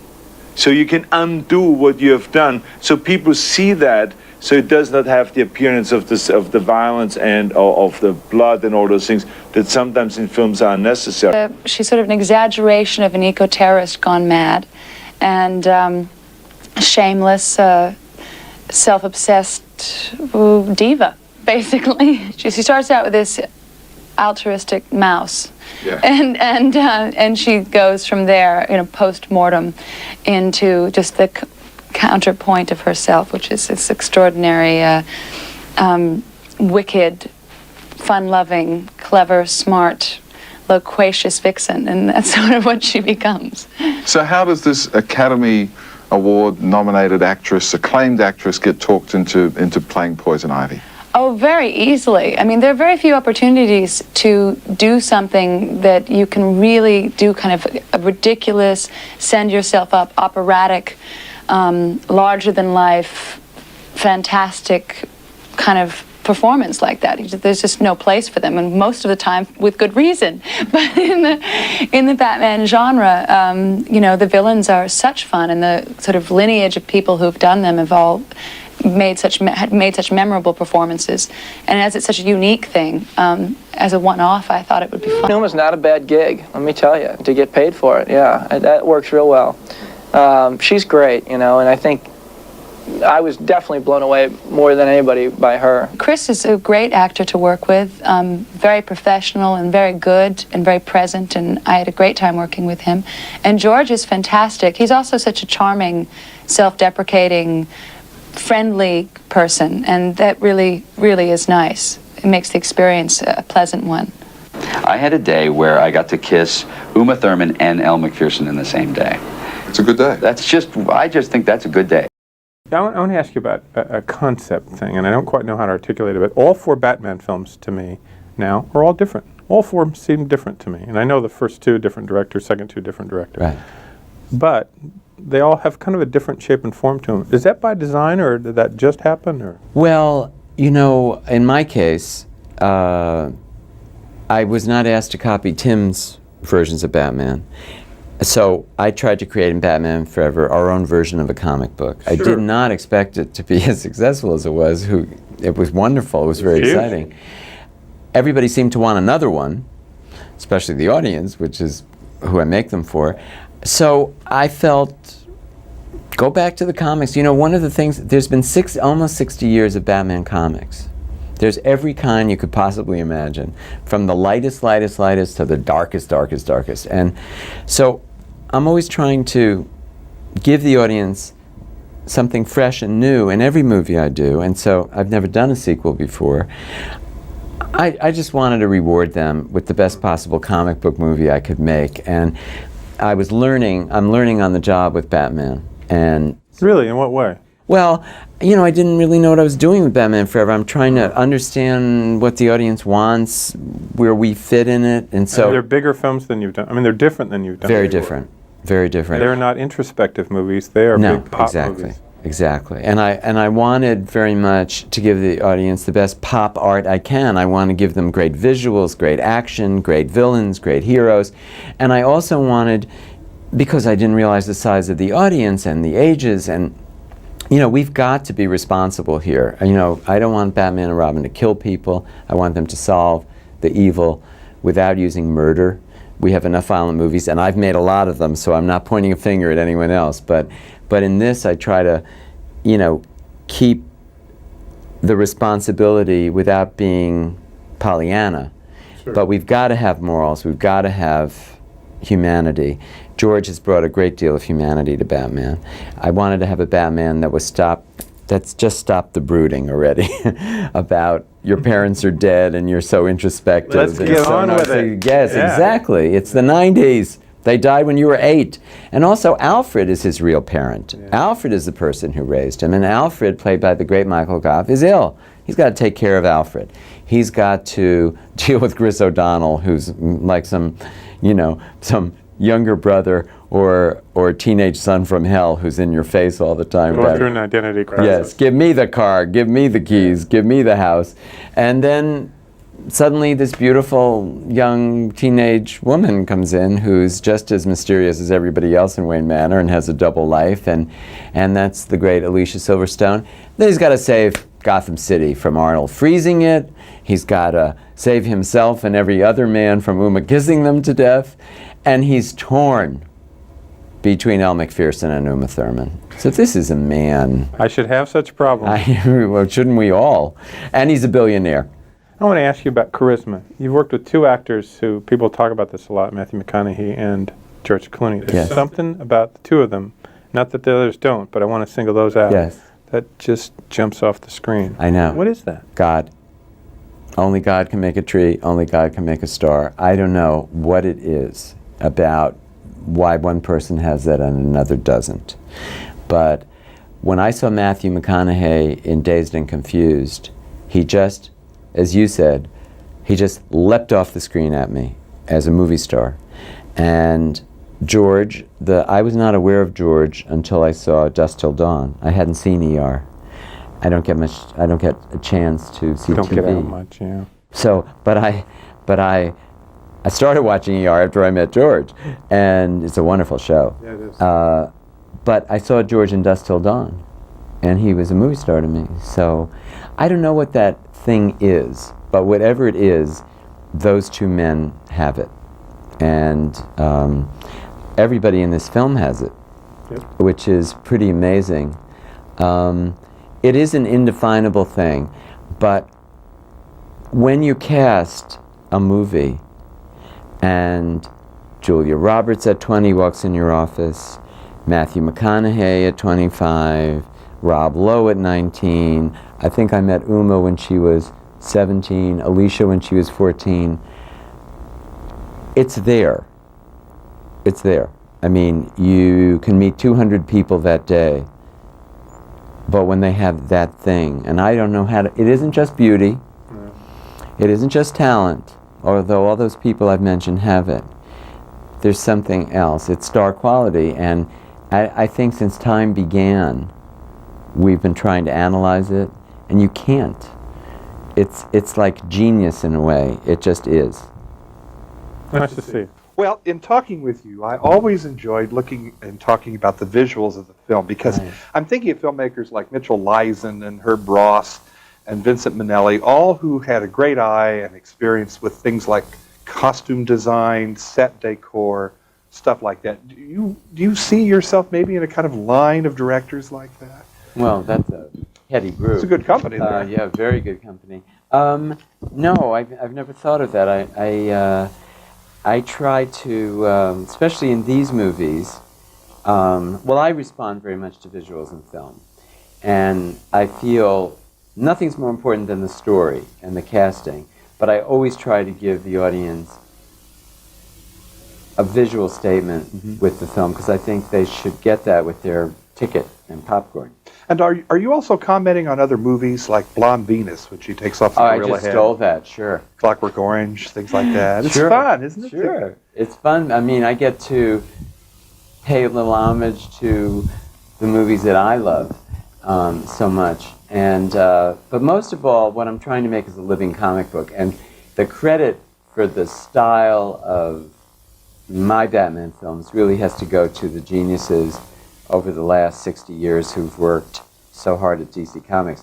There's a whole long list of brilliant artists, painters, story writers, and I just look at hundreds of comics before I start a Batman movie. And what I try to do is really pay homage to them and not do something that they'll be embarrassed by, because they deserve the real credit. Yeah.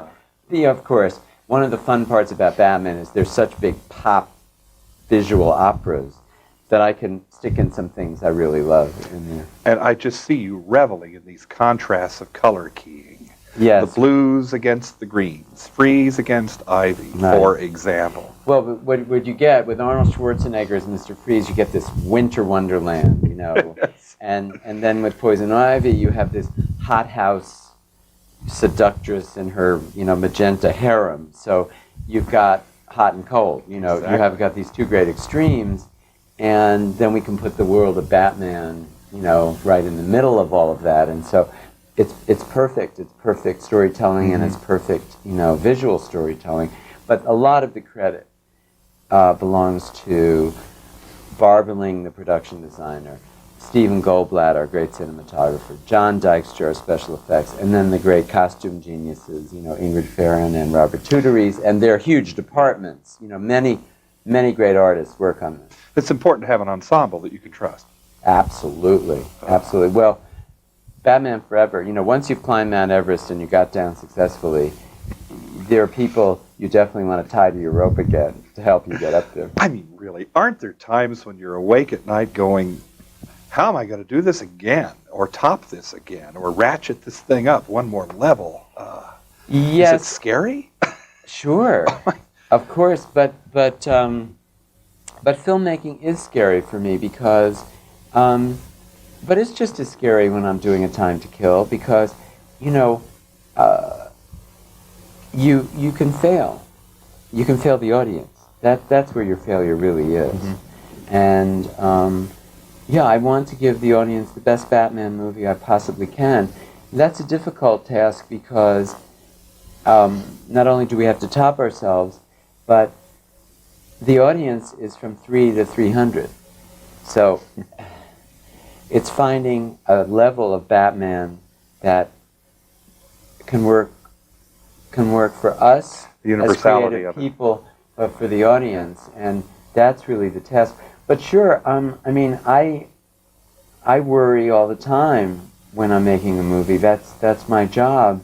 And when my friends say that I worry too much, I say, well, if the director isn't worried about the movie, then we're in a lot of trouble because that's my job. That would be like not worrying about your children while they're growing up. Right. Yeah. I'm wondering how quickly we can encapsulate how much planning went into that opening sequence, the confrontation with Freeze going into orbit, back to Earth again. We had, well, the planning of that was easy. We've only got about 20 seconds. Akiva Goldsman, they can't stop while I'm talking. Akiva Goldsman, the writer, and my trusted assistant, Eli Richborg, and I sat in my house one day and made that up in about 10 minutes. The thinking it up was nothing. Yes. Right, now go do it. We were blessed with this wonderful cast, but we were also blessed with time on this because Bob Daly and Terry Semel, my great bosses at Warner's, called me about a week before I started shooting A Time to Kill in Mississippi and asked me if I would do another Batman movie. So that was August of '95. So we didn't start shooting until September of '96. We had over a year to prepare this movie, which is why we finished filming 2 weeks ahead of time. It's too bad that goes by so fast. Preparation. Wow. The scene itself. I know. Because it is really a virtuoso piece of filmmaking. Oh, thanks. And, well, I'd like to say I did it all by myself. No, hardly. Great stunt people, great visual effects from John Dykstra. It's a team. It's a family working together. And that particular sequence, up until George, I don't want to spoil it for anyone, when George pulls Robin out of that soup, that entire section is the work of many, many people, and it's shot in pieces over the long haul of the film, because a little bit is done over there, and a little bit is done second unit, and a little bit is done on computers, and a little bit is done over here.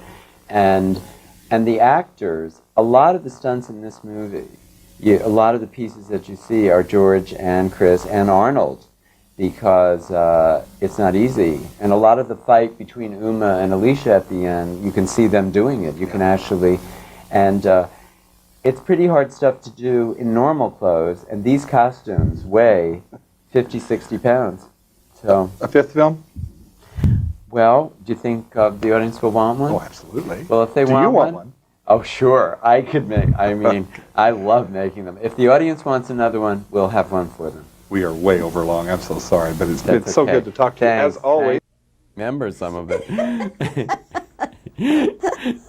Joel, we always just pick up where we left off, laughing and having a good time. So good to see you, Bobby. It is great to see you, and you know, we have so little time in front of the camera here. I have to just start by saying I didn't know about this one. I thought number 4, you know, that's getting into kind of dicey. We're pushing it. Yeah, kind of dicey territory. I love it, and you know what I especially love about it?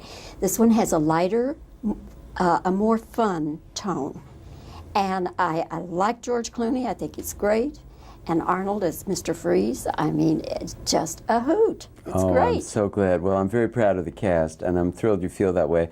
I felt, since we were going to make another one, that we needed to be progressive. I wanted to get away. The reason I chose George is I very much wanted to get away from the dark, brooding, self-obsessed, narcissistic Batman. Woe is me, my parents are dead. And give the audience, especially the young audience, a Batman who is more enlightened, who perhaps thinks of others first, not his own pain. And George is my favorite Batman. Not to take anything away from Val and Michael, I think they were great, but there's an accessibility to George, a humor, and a sadness, a vulnerability that I think his scenes with Michael Goff as Alfred the Butler are amazing in this. And of course, we've got the great Arnold Schwarzenegger as Mr. Freeze, who also has a very vulnerable side in this. You know, he's quite a tragic villain. And the delicious Uma Thurman is Poison Ivy, who can kiss you to death. And Chris O'Donnell is back, bigger and better than ever as Robin. And now they're a real team. And Chris is giving George a real run for his money, because they have a relationship that I think every father and son and every older brother and younger brother will, and probably mothers and daughters will too, that I want my own car, I want to stay out as long as I want to run the show, I don't want to be your partner anymore, I want to be my own person. And then in comes this beautiful teenager, Alicia Silverstone, a mystery person who on the surface seems like a proper boarding school girl, but is very soon jumping out of windows in black leather to go down to the meanest streets of Gotham City. So, you know, George has others to think about. He serves others before he thinks of himself. And you know, a lot of people look up to Batman as an idol and an icon, and we have to be responsible about that. You know, I try not to show Batman and Robin killing people. We have a lot of that, and I've done a lot of it in my films, so I'm not pointing fingers, believe me. But in Batman, because I know there's a lot of young people that see it, I try to have them to outsmart the villains, not to murder them. And I think one of my favorite scenes in the movie is where, at the end, where George talks to Arnold about the nobility, the integrity that he once had, and to return to it. I like that scene very much, and I think that the boys did a great job. Is Mr. Freeze the most complicated character you've ever had in a Batman episode, Batman movie? Yes, well, I've only done 2, you know, Batman Forever. I think he's the most complex because he's frightening, he's funny, he's very intelligent, he's insane. Was it harder to execute the costume and all of that? The costume is probably, I think, the most beautiful costume I've ever seen in my life. It took probably about a year to make it, and How many did you have? I think we only have 3 of the ones in metal. Then we did, for the stunt guys, we did some in fiberglass that are molded. These metal suits are made by a fantastic Englishman named Terry English, who did the armor for Excalibur. This armor is made exactly as it was in medieval times. One man with one lead hammer and one wooden block, just like in medieval times, sits there with a piece of metal and hand pounds every square inch of that, molds it into what you see. That's how every single piece of that is hand molded. And it weighs 60 pounds, and the lighting system weighs another 10. That's a 70-pound suit that Arnold has on all the time. And as you see in the movie, he did a majority of his own stunts. I'm very glad he did not tell me he was going in for open heart surgery till the movie was finished, because I was thinking this morning, I don't think I would have given him this role. I would have been terrified, but of course it wasn't a life-threatening heart operation. It was a valve. But he was amazing, never complained. Well, the whole thing, the look of the picture is fantastic, and I hope it does well. Well, on behalf of the 1,000 people that made it, Bobby, I thank you from the bottom of our 1,000 hearts. Joel, great to see you. Good to see Take you. care. Thank you, Bobby. Thank you for the kind words. And I know you're honest. So did you like Mexico? I loved it there. I loved it there. 4. Oh, wow, that's fast, huh? 3. Okay, rolling. Have you been in Mexico, George? Mexico City, about 5 years ago. I've been a lot of places in Mexico, though. I mean, literally everywhere. We've been to Cancun and Ensenada and everywhere. I love Mexico City, though. It's beautiful. Beautiful city. I had no idea that it's the biggest city in the world. Yes, it's the biggest city in the world. It's amazing, isn't it? Yeah, it's amazing. I always thought it was Tokyo for the longest time, and then when I was there, everyone says, no, it's here. This is the spot. Yes. And you're way up too. It's like you're like a mile up in the air, aren't you? Yes. Like the height of Denver or something. It's really up there. And, well, talking about the movie, when you were a kid, did you were a fan of comics, Batman comics? Yes, I was a huge fan of Batman comics. I had, I have pictures of myself when I was 3 years old in the Bat costume. Really? Yeah, I loved it. I think that there's, for whatever reason, the Batman character, forgetting the movies, there is just something about the mystique of the Batman characters that I see now little kids who never saw the last Batman, and they're really into Batman. It's strange. There's something just, everybody wants to be Batman. And when you were a kid, you never thought that one day you want to No. portray In fact, Batman. my cousin is an actor named Miguel Ferrer, and a wonderful actor, and he and I used to make these statues of Batman when we were kids, and he came by the set one day to visit, and I'm sitting in a chair, and they've got air conditioners, because these suits are really hot, and I've got air conditioners blowing everywhere, and I look over at Miguel, and he's looking at me, and he's laughing, and I go, "Can you believe it?" And he goes, "I can't believe it." How did you feel with the disguise? Because I believe that it's hard to be with the disguise all the time. Yeah, it's not comfortable.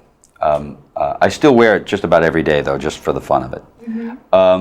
No, it's just not it's not comfortable. It's the only downside to doing the movie, is wearing the actual physical wearing of the costume. It's the only thing that's bad about the movie. That's hard about the movie. Did you get a special training for the action shots? No, I've been, I'm kind of an athlete, so I always did, and I've done a lot of action projects, and before that I used to do some action films and stuff.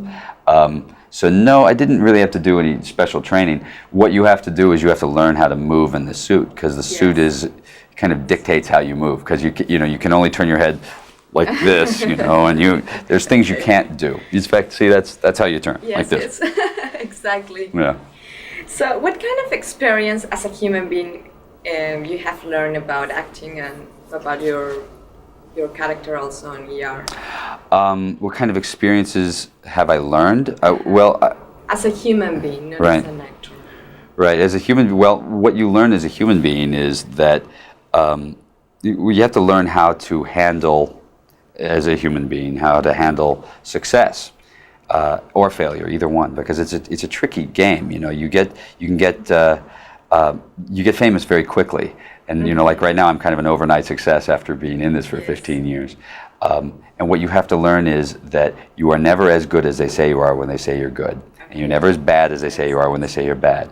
So when my aunt was a very famous singer for a long time, Rosemary Clooney, and she kind of believed all of that when she was 20 years old and everybody told her she was great. So that when things weren't going so well, suddenly it was her fault. Well, she didn't become a worse singer along the way. The only thing that changed were things change. Exactly. And so what I got to learn, and the experience I got from her, was that you can't buy into any of those. And if you don't, you win. Yesterday in the opening in Planet Hollywood was 3 girls crying and crying and crying for you and saying to you, I love you, George, and they were crying. So are you conscious what you provoke? Well, those were family members, actually, so that doesn't count. You know what? The truth is, if you are successful in the industry that I am in, sometimes that will happen. In general, How does it make you feel that? Watching those girls some of it's funny and some of it's embarrassing. A lot of times it's embarrassing because sure, it's embarrassing. It's funny because the things it's always be careful what you wish for, you might get them. You know, sometimes the things that you want, when you actually get them, they can be embarrassing. You know, but for the most part, it's pretty great. It's pretty fun. If someone tell you have just 3 wishes, what would you ask for? I have to think about that one for a while. Well, you know, I don't know. I just start wishing for more wishes. See, because that's my favorite thing. You just go, all right, I want 20 more wishes, and then you get, you get all the important: world peace, end of hunger, end of disease, and then you go, and give me 20 more wishes, and then just keep going. You can knock off everything. I'll get you a car if you want too. Thanks a lot, George. Okay. Bye. I don't need that aggravation. Camera 2. How's Dallas? Great, George. Have you spent time there? Only a little bit, driven through it. I was just in Austin for a few days. I love Texas now. You ready? Hide that thing, will you? Well, George, it is good to see you again. Good to see you. And congratulations, Batman. Why, thank you very much. I like your Batman. I like it a lot. It's really fun to do. Yes. It was fun to be him for a while. Fun to be Bruce Wayne too, and have a nice big old manor. Was the experience anything like you thought it would be? It was more fun than I thought it would be. I thought it was going to be a lot harder on the set. I've never been involved in a film of this size. I've never been involved in a film of this scale. There was just the money involved, the size of the sets, the size of the stars involved. So with all of those involved, sometimes I thought it would be very tense. Everybody worried, and instead it was really fun and loose and fun to work on and fun to be around. Were you doing ER at the same time? Same time, 7 days a week for How did you 8 do months. this?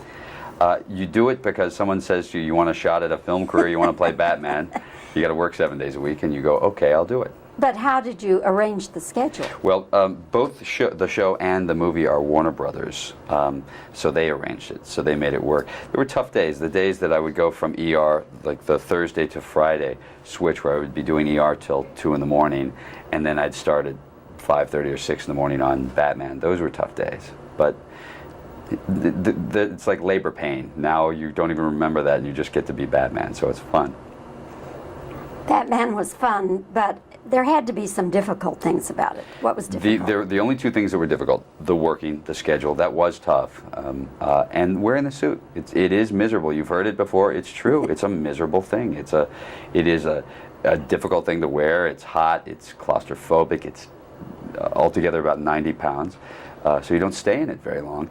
But again, I find it very difficult to complain about it because the rest of the experience was so much fun. Arnold was great. Chris and Alicia and Uma were a blast. And Joel Schumacher makes a set fun. You've met him. He's fun. Yes, I've known him for years. He's a blast. He is. He's a great guy. Yeah. Tall, too. Yes. You grew up around the broadcasting industry. Mm-hmm. Your father was a broadcaster, still is. Nick Clooney on AMC, yes. And has that colored your approach any with the press and with broadcasters? No, it's funny. I've always found myself it was funny because when I had this fight with hard copy and all that, I think the thing that was funniest about it is I've always been a big defender from the actor's point of view of the press, because that's been my life. I grew up around it. My father was an anchorman for 25 years and wrote the news and was involved in the writing of the news, which were things that were changing in local news. Anchors aren't really getting a chance to write anymore a lot, and newsrooms are changing, and that was always it was always very frustrating for me. But I've always been a fan of it. I think it's more important than government, the press. Jefferson did too. But you always seem to be comfortable with the press. Do you think growing up around... That helps a lot. I am comfortable with it. I don't find them out to get people, really. I think they're out to have a fun story or out to get a story. I don't think I'm particularly interesting. I think that that all you really have to do is go into those not taking yourself too seriously, and then people don't really come after you then. Do you wish that the kind of success you're having now, George, with ER and surely with Batman, do you wish that had come earlier? I'm very glad that it didn't. I think I watched Chris and Alicia, who are a couple of years younger than me. I don't want to say maybe 3, but I watched them, and I think I wouldn't have handled the success the way they handle it. They're much better at it than I would have ever been. I don't think I would have handled it very well. I'm much more prepared to handle it at 36 now I am than I would have been then. What would you have done? Drink a lot, I think. It's my job. I'm Irish, I can't help it. I don't know, I just don't think I would have handled it well. The tendency is to believe things when people tell you them, and you'll believe how good you are or how brilliant you are when things are going well, and that's not really true. It's also not true when things are going badly, what an idiot you are. So it's a trade-off, and it's much easier when you're older to see that, and you've built a little bit of a foundation, so you're a little more comfortable. One last question, because a number of actors now are experiencing problems with the internet, where people are putting things in there pretending to be the actor. Oh yeah, I've seen that. Have you had any problems? Well, no, but we did a pretty funny bit on the internet. There was a picture of Chris O'Donnell completely naked. Now, Chris wasn't naked. They took his head and morphed it onto some stud. And so we were doing a scene in the Batcave, and Joel and I got a hold of it, and we were doing a scene with that big giant screen in the Batcave, and we put it up on the computer on the screen, and he came out, Chris came out, and we shot the scene, and it was behind him the whole time, and he didn't know it until the very end of the scene, and he turned around and I go, now who is that? And he's like, oh my God. That was the first time we've seen it. I haven't experienced any real tragedy with it, but I'm sure that I will. You're the perpetrator, not exactly. I'm the guy. I'm the evil one. Okay. Somebody's going to get even with you, George. No, believe me, I know. George, again, congratulations on Batman, and hang in there with ER. We need you on Thursday nights. I love the show. I love doing it. You know, I represent all the NBC affiliates, and don't leave us. We need you. No, I'm happy to be there. I'm honored to be there. Very good. Thanks so much. Thanks. Have fun. And when do you go back? That very select company of actors portraying Batman is George Clooney, and I want to know, when and where did you first get the idea, or when the greatness was thrust upon you to take this on? How did it happen? Well, what happened was Val, who had replaced Michael, had a conflict of schedule. He was doing The Saint, and the schedule was going to run over. And so they needed to find Batman, and Larry Storch wasn't available, so they offered it to me. They went for the eyebrows. Yeah, they did. They went right after the eyebrows. Actually, I'm the first gray Batman, which I think is key. Interesting. And also the strongest jaw. Oh yeah, I have this. That's from the side. It looks normal from the front, but from the side it's like that. Yeah, it was. Joel came over to my house and said, "Do you want to play Batman?" And I said, "You mean be part of the biggest franchise ever?" Sure. Yeah. He's pretty hard to say no to, isn't he? Yeah, he is. Yeah. He's such a sweet guy, too. Now, I suppose you, like all the rest of us, as a little boy, jumped around the house with a cape on, playing Superman. I have a picture of me 3 years old in the Bat costume. Really? Yeah. Now, who would have thought... I got out of it like a year ago, though. I stopped. Well, I was going to say, I mean, aren't you still a little boy now with a chance to do this on a big way? Well, that's what being an actor is in a lot of ways, is kind of that, not really growing up kind of Peter Pan thing anyway. But this is the funny one, though, because I'm at the time I was 35 years old. I'm now 36, but you know, you're 35 years old and you're in front of a mirror in this outfit, and you kind of, there's that moment where you go, uh-oh, what am I doing? I'm an adult. Yeah, this is not a homemade costume anymore. No, right. no. And it's heavy. Oh, it's miserable. There's no question about it. But and all those guys are absolutely right. Michael and Val have both talked about it and said how brutal it is. It is brutal. But at the end of the day, you get to be Batman. So it's like labor pain. Well, compounding the problem is you're shooting in studios a lot under lights. Yeah. And I imagine lots of lights. Yeah, there are quite a few lights. You got lights everywhere. Yeah. Arnold had a light in his mouth. He had to wear a piece that had a blue neon, and it fit inside his tongue. Interesting playing to an actor like that. Yeah, that's fun. When he spits when he talks, then when he does. One of the nice, unexpected things about this picture is the bond, the devotion that we are allowed to see between you and Alfred. Isn't that fun? I love that. Did that develop naturally, or was that imposed later? Or was that part of the original? It was part of the script, and I love Michael, who plays Alfred. I love him. He's just one of the sweetest men. I think he's 134. I think he just turned 134 this year. And we got to be just absolutely great friends. And I'm very lucky to get a chance to work with people like Michael. And and in the script was a really wonderful kind of Arthur storyline, and I loved it. And I loved the chance to be able to do that with him. One thing I love asking people who are in movies that have this sort of lavishness to them like this, are you ever tempted to maybe take one of those batarangs home with you? Oh, you want them. Believe me, but you know, there are security guards there. You know, Really? they come over and they stand there and they go, okay, and here is the Batarang, and they hand it to you and you go, thank you. And they go, action, and you fire the thing off, and then the guy stands there and goes, now give me back the Batarang. No. Oh yeah, they're right Really? there. Sure. Like Walmart, they punch your ticket. That's exactly, you get punched. So I got punched several times. However, what prop would you have made off with, could you have? Well, might as well go for the ultimate one. You got to take the Batmobile. Yeah. That's the one. Let's face it. If you're going to steal the Batmobile. And what was the biggest set that you were in during this whole thing? The biggest set was the opening in the museum, the dinosaur set. It's what it is it's the stage. It's stage 16 where they shot the last scene in Casablanca. And that whole last scene in Casablanca, which is the airplane, Right. and that was all shot on a stage, not outside.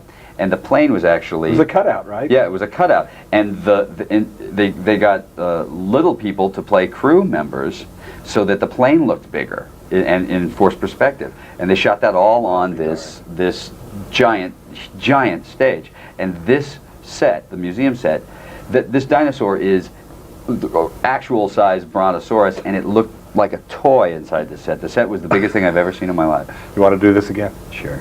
Yeah. It's fun. Who decides that? Ultimately, whether or not the movie makes money is what decides that. You make a sequel if the movie makes money. These aren't little independent films. You know, this is big budget. There's no apologies. You see every cent up on the screen, but it's big. George, on behalf of all of us who have had our childish fantasies of being a caped crusader, thank you for putting on that cloak for us. It was fun. Pleasure talking to you. We're talking about, of course, Batman and Robin here in Los Angeles. I'm John Tibbetts for KCTV5. You can read this stuff. Yeah, I read them. Okay, good. Uh-oh, so he's coming after me. All right. All right, George, your beautiful face here on the cover of Us What's that? magazine. A picture of me. I haven't seen that in a while. Like his picture behind him, he's an egomaniac. This Let me is say, just like my house at home. I have this my bedroom looks like this. with or without cowl. Yeah, no, cowl. Listen to this comment here. See what Okay. you think about it. Is his perpetually upbeat demeanor merely the way Clooney blocks the entrance into his bleak and tortured soul? That's deep stuff for Us deep. magazine. That is deep. I know. I wrote that and put it out there. I just like the way it sounded. I don't even know what he's trying to No, say, but it's I don't even know all the words. It was beautiful. I know, it's true. And I have been hiding my deep dark secret that really I'm Tortured. Robin inside. And Well, sometimes we all get down and we try to make ourselves be up by being fun. And I know Sure. I do the same thing. Sure. They just don't understand, do they? They don't understand. They don't get care. it. All right. Then you go to a bell tower and start shooting people. Yeah, I know. That's the next step. That's We'll the- go there. You know, isn't it weird that so many people that you don't even know so much about you or Yeah, think it's funny, that they isn't do? it? But I know a lot about you, too. Well, that's true, but that's another story. Yeah, I'm another not day. really allowed to talk about that. But they know your hair is named, is I didn't know what this, Caesar is what they call your hair. Oh, they did? Well, I think that was, you know what I think that was? That was a haircut I had for when I did From Dusk Till Dawn, and had to keep it on the show for about 3 or 4 months. And I think that became the hair, you know, when it was brushed down on my forehead, that I haven't had in a year and a half, but that won't matter. That's what my hair was for a while. One thing I know I can think about you already. I think you'll be the first to defend somebody if you think they need to fit in. So there's a little bit of Batman in you. So there's a little Batman. I like a little that. Batman in you, and let's take that little girl right there. Yeah. I don't think you were too thrilled about how she got dumped on, basically, about she was fat and all this other well, stuff. She's 20 years old. Yeah.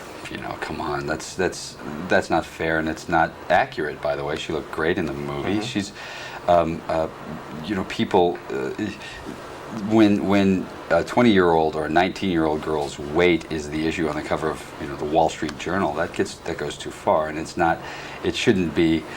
It's not what this business was designed to be about, and it certainly shouldn't be what it's about. And it was mean. It was mean-spirited by a lot of people, from journalists to studio people. There was a lot of people involved, and it was mean. But see, there is a little Batman in you, because you'll defend her. You got after those stalkerazis, by the way, which were at the airport, so you hadn't gotten rid of all of them. No, I haven't gotten rid of any When I got of off the plane at American Airlines the other day, they were there at the other end with their little 8mm camera. Oh yeah, no, we're in the middle of trying to win that one at the airport now, which is to say, if you are going to be if you're going to be at the airport and taking videotape with the purpose of selling it, then you have to have a press pass. That's all. Don't say you can't do it, just say then you have to have a press pass. And then you've got the people that run around the airport now. Have you seen these? That have these little trailers, and they've got all these different pictures for you to autograph. Oh, I know. Well, that's different. That's people, because they take those pictures and they sell them. That's people trying to make some sort of a livelihood, and I guess that's okay. Now I just say I'll sign them if I can sign it to someone. But I don't want to just sign them. But, you know, they got to make a living. I don't bust them for that. They sometimes do it at the wrong times. But so you really couldn't say no to being the new Batman, could you? When they offer all that kind of money to you, you'd be the biggest boob in the world. But it wasn't even the money. It was the fact is, you know, I'm still, the jury's still out on whether or not I'm going to make it in feature films or not. You know, I've made it in television. I'm successful in television, but I haven't had a feature film that really blew out. One Fine Day did pretty well. Dusk Till Dawn opened well and then did okay, but nothing's really jumped. This is an opportunity for me to be in a film that may not, but may end up being very successful. And if it is, then I get to be part of that. Not the reason for it, but part of it. And it's Batman. You know, the bottom line is I get to be Batman, and that's. I was 3 years old, and I have a picture of me at 3 in the Bat costume. You know, it's a lifelong thing. And it's fun, isn't it? Maybe physically hard, but it's fun. Physically hard, but you know, not cutting tobacco like I used to do, and not selling ladies' shoes, which is a tough job, and you know, other jobs that I've had, selling insurance door to door. That's hard. There were times it was tough, but for the most part, really very easy. My father did this a lot, and I think your father was a pretty stern guy. I knew him from being a news guy. Did he ever say, George, you do a lot of stupid things? Sure, always. He thought coming out to be an actor was stupid, my father did.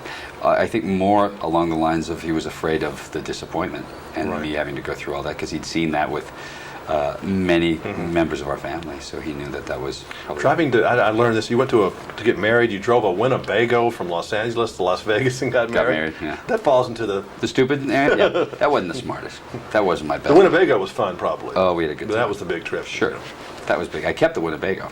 You did. Is the pig still around, by the way? Boy, I've never had an opening like that for a joke. I'm not going to go there. Yes, the pig I've had for 10 years now. I didn't know if it was still around because you had a girlfriend. I know. Well, also because you know the holidays come and the pig starts to sweat a little right through the Thanksgiving holidays and the Christmas thing. We get 4th of July coming, which you don't eat Max for the big holidays. We do in Alabama. Oh, you do. I save him for the I call him the earthquake survival kit. Oh. Big one hits, you put that apple right in his mouth. Well, you did good, son. Thanks, man. Did good. It's fun. I thought it was fun. Wait. You see, that's what they do when you don't tip them. All right. They right away come the in. Microphone has come. Every movie more and more. Okay. Oh, excuse me. What about the fans? They That's stay? perfect. Okay. All right. Yeah, it's great.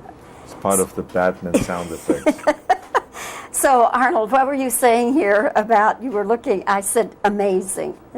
Give them your line. Well, I don't even know if they can see in this shot those pictures, but it's just every year as it goes by, they have to put more and more makeup on me when I play a villain in order to take away this handsome look and to make me look ugly and to make me look like totally acceptable as a villain. So, which is a nice problem to have. Yes. You know, when I saw the first real tight close-up of you with that makeup on your face, it's a kind of metallic thing, isn't it? It is metallic. First of all, they had to put a bald cap on, you know, to take the hair away, and then they had to put appliances over the eyebrows, and then they had to put lenses in there, and then they had to spray the face with different colors and to create this metallic kind of a look that was just perfect for the lighting, because what is perfect for the eye is not always perfect for under the light. So I went in there to experiment with this makeup job for 2 months before we started shooting, over and over, to create this kind of a look. Does your skin tolerate that stuff okay? It is tough on the skin, all those chemicals and all this stuff that they put on. But if you take care of your skin after, when you take all this stuff off and you put cream on it and all this, but it is a severe beating on the skin. There's no two ways about that. You have to just be very careful. I remember Dustin Hoffman during Tootsie, every third day they had to, no makeup, give his skin a rest. Yeah, no, it is very tough on the skin. But I mean, the whole movie is very tough to do, because you do just carry this 70-pound armor on you all day, and to try to do the action, to try to do it as quick as you normally do it, which is almost impossible. You know, just to make steps, to walk up the stairs or something like this, everything becomes very complicated. You try to get out of this freeze-mobile in a very studly way, you know, to break out and to pull your gun up, and you get stuck with your shoulder blades. You know, you can't make the moves that you want to make. It's very frustrating, actually, to play a part like that. Did it make a lot of clanking noises? Clanking noises and other noises. I mean, you have to loop and put the voice back in afterwards over and over again, because the sound that is recorded right then and there cannot be used because of all the cranking and the clanking and all those other sounds that you hear when you do the actual shooting of the scene. How many pieces is it, the suit? I don't know how many, but I remember that it took us 3.5 hours to put on the makeup every morning, and then it took an hour to put on the suit, because these were like various different parts that had to be screwed together. Then the cables had to be tied in. So because I lit up several, during the scenes with this blue lighting. Then they had to put stuff in the mouth, because there was light in the mouth inside, so I had a battery stuck on the side of my tooth there. There was wire going through it, and then there was a little lamp underneath there, that they screwed on to my teeth. And I mean, it was like amazing, the things that we had to do to create this whole thing. And Joel Schumacher was always saying, "This is marvelous, Arnold. I just love the way you look. This is marvelous." And I say, "Yeah, but now I can talk with this thing in my mouth." He says, "I will loop the whole thing. Don't worry about it." Yeah. Did you ever worry that you were going to electrocute yourself? I was. I mean, many times the battery started leaking inside the mouth, and that's very dangerous. So, it's doing movies like that. It's really people don't realize sometimes that you get into some really strange and dangerous situations where you have to be very careful. Arnold, I don't want to get too personal, but supposing you had to go to the bathroom, then what? Well, one had to plan. Luckily, I was not a woman, because women have to sometimes go much quicker than men. Men can hold back a little bit longer than women. But I think that you have to calculate. You have to say to yourself, okay, let me go to the bathroom, then let me do the scene, then let me go back when there's a little break. And so you have to calculate all those things much more. Also, when you're eating. I mean, you just can't, when you have this makeup on and you have this thing in the mouth, you cannot just go drink and eat. I mean, you just really have to plan everything very carefully.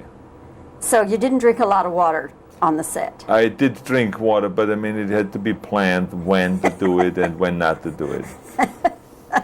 The things that an actor goes through. Oh yeah, I mean, this is fun, but you get to know all those things very quickly. What is important about those things is that even though you go through a very tedious process, even though it's a torturous thing to do, and it's tough to do the action and the acting and try to emerge as an actor with all this craziness that's going on with the mask and the helmet and the this and that, it still was a fun thing to do, because it is fun to work with Joel Schumacher. He's a great director. Well, it's a fun picture to watch, Arnold. Thank you. Enjoyed the heck out of it. I really did. Thank you. It's just so glitzy and so much going on all the time. And Mr. Freeze is just divine. Thank you very much. Liked I it very appreciate much. that. And it's great to see you looking. You look 100%. I hope you feel 100%. Well, yes. I even in a hospital, it was 100%. I was one of those patients. There's always 100%. That's the Schwarzenegger theory. That's right. Thank you so much. Good to see Thank you. No, a long time ago, when I was a kid. Yeah, I don't know. This could have been 3 months ago. Yes. So, Mr. Freeze is quite different character about the other villains you have portrayed, but this has like the redemption element and everything. How do you feel with this new character? When Joel Schumacher, our director, came to me with that offer to play Mr. Freeze, and when he showed me the drawings and the comic books and all that stuff, I looked at it and I said to myself, I think that I could play this character really well. Really? I can play him very mean. I can play him very cold. I can play him very chilling.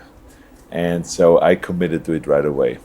And I did then afterwards a lot of research and worked with our director together to design and figure out what the armor should be, what the makeup should be. Should I have short hair? Should I have bald hair? Should I have this or that? I mean, we worked it all out over a period of time and came up then with a great look. I think they did a terrific job with the whole thing. Yes, and what's difficult for you, make all the movements with so heavy suit. Well, I tell you one thing, that it is almost impossible to do the action that is required in a film like that with this heavy armor. Because the armor alone weighed over 50 pounds. The battery pack in the back weighed over 20 pounds. So the whole thing was like always 70 to 80 pounds. And you had to run up the stairs, down the stairs. Sometimes I fell and I rolled down the stairs because I just couldn't get my act together in the beginning. Because it was so difficult to just move. And what became quite a challenge also was just to do simple fight scenes, to throw these police officers around, things that are normally not as complicated in an action film, but now with all those obstacles becomes very complicated. So it was challenging. Yes, and what about the makeup? You have to be there like for 3 hours? I tell you, I wish that I could have just, not be there. Have them do the makeup, but I had to get in there at 5 in the morning. I was sitting in a makeup chair to 8:30 in the morning every day, and then we put on for 1 hour this heavy armor. So it was not easy, but it was all worth it because the look of it was incredible. When I had my makeup on, and when I wore my armor, this great outfit that they designed, when I looked afterwards in the mirror, it was easy to get into this character, with that look and the whole thing. So that was, it was really terrific, yeah. What do you want to be remembered for? After so many films. Well, the only thing that I can think of is that I want to be remembered of having entertained people all around the world and having entertained them well. That's what to me, acting is all about, is to play different characters and to be in different movies, if it is as villains or as heroes, in order to entertain people and give them the kind of films that they want to see, rather than doing the films that maybe I'm just interested in doing. And how's Arnold Schwarzenegger? You have a lot of fans in Mexico too, and all America, Latin America, and they are asking if you are that tough guy that is in the screen. How are you? Well, I'm both. I have the side of me that you see in Mr. Freeze and in Terminator, and then I have a side of me that you see in Twins or in Junior or something like that. I have a kind side and the gentle side, and then I have also an evil side and a mean side to me. So I think we all have various different kind of personalities. The trick is just to control them and not let them come out at the wrong time. Okay. Yes. So what kind of values do you want to keep in your family? What kind of values? I think that the important thing is that to bring the kids up the same way as I was brought up. I was brought up with love, and I was brought up to be generous. I was brought up with moral values. values and with the moral guidelines and all that stuff. And I was brought up somewhat religious as a Catholic, you know, with the commandments and all those kind of things. So all of those things I you know, have tried to have the family, the kids do the same thing. Yeah, thanks. Well, Uma Thurman, before we talk about Batman and Robin, I understand you are in the middle of quite a schedule on both sides of the ocean. Talk to me a little bit about the kind of pace you have to maintain sometimes, and what's going on in Great Britain. Well, I just started production on The Avengers for next summer, and I finished Les Miserables before that, so I've had a pretty vicious pace, I must say. And is that at all typical, or does it just come in spurts like that? It tends to come in spurts. Most actors will tell you they have long dormant periods, and then they get very, very busy, and they never have enough time. So. And during the dormant periods, how do you pace yourself then? That's the hard part. Work is easy. Downtime is confusing. So, but I tend to have a good time and go home. Look at this image behind you here. My goodness, Poison Ivy. Does every little girl sit in front of a mirror with mom's makeup and maybe imagine outrageous conceptions like this? Is that almost what it felt like for you? It would probably take a child to think it up. Yeah, exactly. I think that's where the Batman images come from, basically, that sort of childlike imagination. And what was the most demanding part of this makeup day to day? Well, the makeup is pretty straightforward. The wigs, the construction of the wigs, the adding of the sculpture on top of the head would take a while. But it's fun to watch that appearance of yours change and develop throughout the film. Mm-hmm. If people are, we should alert people to track that, because you do change all the time. Well, I thought it was, you know, basically to take it in the way that she goes more and more mad. Yeah, exactly. As she escalates and becomes more, you know, power hungry and insane. Let's talk about this character. She is a kind of eco-terrorist gone berserk, if you want to explain. She is. She's a Mother Nature woman scorned. So, so it's sort of a mad comedic idea based on that. And you want to do nothing less, I guess, than with Mr. Freeze's help, just sort of decimate the Earth's flora and fauna for a while? Well, over the course of the film, she becomes disappointed in mankind's point of view on protecting the planet, so she decides that they have to go. And, men don't count. It's yes, the vines. Precisely. I'm wondering if we are really all that far away, maybe, from some of the fringe elements of the eco-terrorist groups out there. Any comments on that? I don't think so. I think this is a completely unrealistic portrayal, and most people who are out there for the environment are doing it for the sake of saving mankind, because the Earth won't be able to support us if we don't support it. So I think it's a very important point to make that this is a comedic, funny, extreme, far-out Batman, you know, concept. It is absolutely no realistic relation to any people who are struggling to protect the Earth. Now, as far as the way you speak and handle yourself as Poison Ivy, are you familiar? It looked to me like there were lots of obvious allusions to things like Blonde Venus with Marlene Dietrich, when you take off the gorilla head. Yeah, Joel definitely, I think, was into the Blonde Venus image, and that's directly from Blonde Venus. So, yeah, there's many. I mean, if you look at the Batman film, I mean, the references are endless. Yeah. You know, there's constant lines that are references to everything from TV commercials to classic movies. When you look at your face in the reflection of the blade, too, that's from Dishonored. Another Dietrich picture. Oh, really? Yeah, absolutely. That I didn't realize. I thought of that. I thought that squad. was funny, actually. Before oh, she that's goes right. to the I have fire. seen that in Dishonored. I guess maybe it was in the back of my head. I don't know. And was there also maybe a little more than a little Mae West inflections in your voice? Absolutely. Mae West was a major inspiration for me in every way in this part. When you grow up as an actress, are these the kinds of images, role models that are ingrained into your sensibilities for any actress, maybe? I think probably. I mean, I spent my childhood on days when I was sick home from school watching the movies that they used to run all the time, all afternoon long, old great classic black and white movies. Yeah.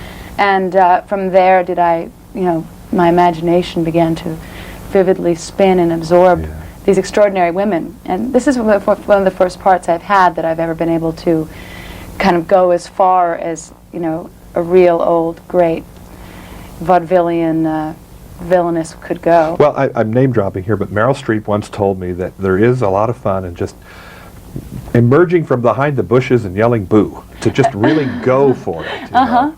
And was that an appeal to you that you knew from the word one would be there, or did you just gradually get accustomed to that full throttle? Well, I think some things were gradual, and other things, and with the character, I was ready to go all the way with it as soon as I kind of clicked into figuring out how I was going to do it. And it was just so much fun, just to make it as extreme and as naughty as possible. With just a little bit of time left, can you take us to a day or a scene or a set where you just looked around you and said, what surreal world is this that I've gotten myself into? Some moment. Every day on Batman is a day that you say, oh my God, isn't this extraordinary? And that's the wonderful thing about it. You know, the world is the oyster of Batman. There's nothing they can't do, and there's nothing they won't do. So there's so much fun in it that really almost every day on that set would have been a spectacular vision. And I think, too, the relationship with Robin especially is, we need to know that, about Robin's vulnerability and your own powers. What is that dust? You do need to know that. We do need to. What is that dust that you've got that you blow? Her pheromone dust. Pheromone. It's her major tool, you know, it's really that manipulates people the best. She drugs them, basically. People who've never heard that term suddenly will be hearing it all the time as a result of this movie. The eco-terrorist space age Mickey, so to speak. Finally now, when do you head back to finish The Avengers? Sunday.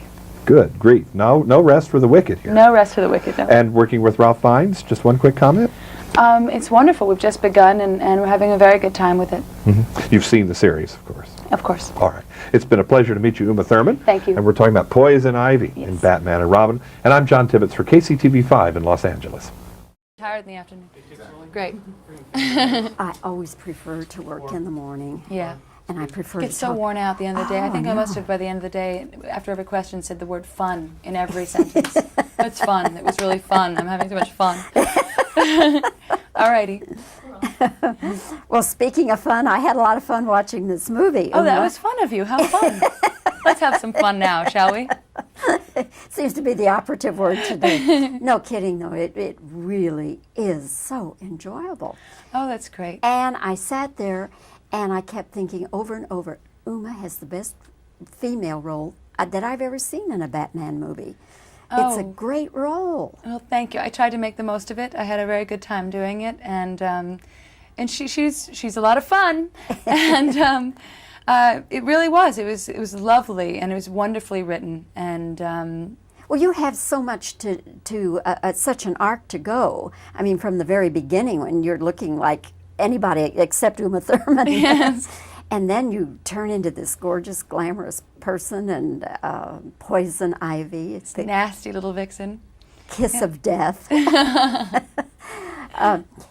For the different costumes that you wore, were any of them a problem? Did you have, little glitches with any of them? Well, as a very tall girl, I have a hard time wearing high heels, and there was a lot of shoe debates all throughout the movie, but the costumes are across the board for everybody really hard to wear, but that's basically, the sacrifice of having extraordinary looking things. I mean, the bat suits are amazing looking. They're horrible for the boys to wear, My costumes are nice and they're hot and sticky, or they poke, or they itch, or they pull, or they squeeze too much, It's always something, but our job is to wear them as if we are of a piece. So it's a challenge, but it's nice. You would have them on, though, for quite a few hours at a time. Oh, yes.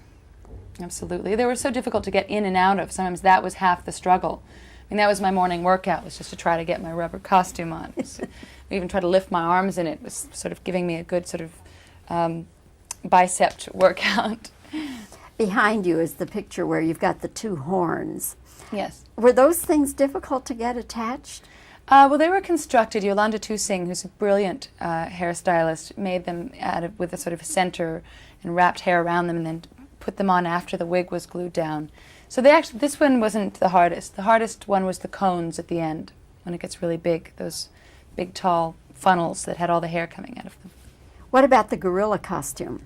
The gorilla was wonderful. I was in the gorilla a very short time, and but the gorilla looked so fantastic. That scene was so remarkable with all the Tarzan men and people all over there. It's so amazingly made up. It's really fun. It's amazing to me amazing to me as I watched the picture, all the things going on in any one scene. I mean, there was so much going on. Was it kind of like bedlam some days on the set? Bedlam, mayhem. Yes, it was sort of Barnum Bailey's Ringling Brothers Circus, you know. That's the joy of a Batman, though, is that no movie is like a Batman movie, and this is what they do best, and this is what they provide. This kind of extraordinary, hyper-real, surreal, brilliant eye candy, you know. So it was a lot of action, yes. Have you seen David Letterman since the famous Academy Awards, Oprah? Oh, I see David Letterman whenever I can. I adore David Letterman, and I love to do David Letterman. He's really the only evening talk show that I find doesn't terrify me, because I can rely upon him to carry the show and just make fun of me, and I laugh, and it's fine. Did you know he was going to do that bit? No, I didn't. I was completely stunned. And now everybody mentions it, right? They mention it over and over again. You don't go any place where they don't mention it. No. Yeah. I think the first time I ever saw you, or at least that I remembered so well who you were, The Adventures of Baron Munchausen. Yes, one of my first movies. I loved that movie. I still love to watch it. And the crazy man, Terry Gilliam, I've known forever. He's fantastic. He's one of the great directors of all time. Well, they had a lot of problems on that set. Oh, he always has problems, because he's always trying to do too much. But you were fairly new in the business I was at that 17. time. And, but you just could rock and roll with it? I did my best. I mean, I was 17. It was actually it was the first movie that really made me want to seriously really try to continue being an actress in a realistic way.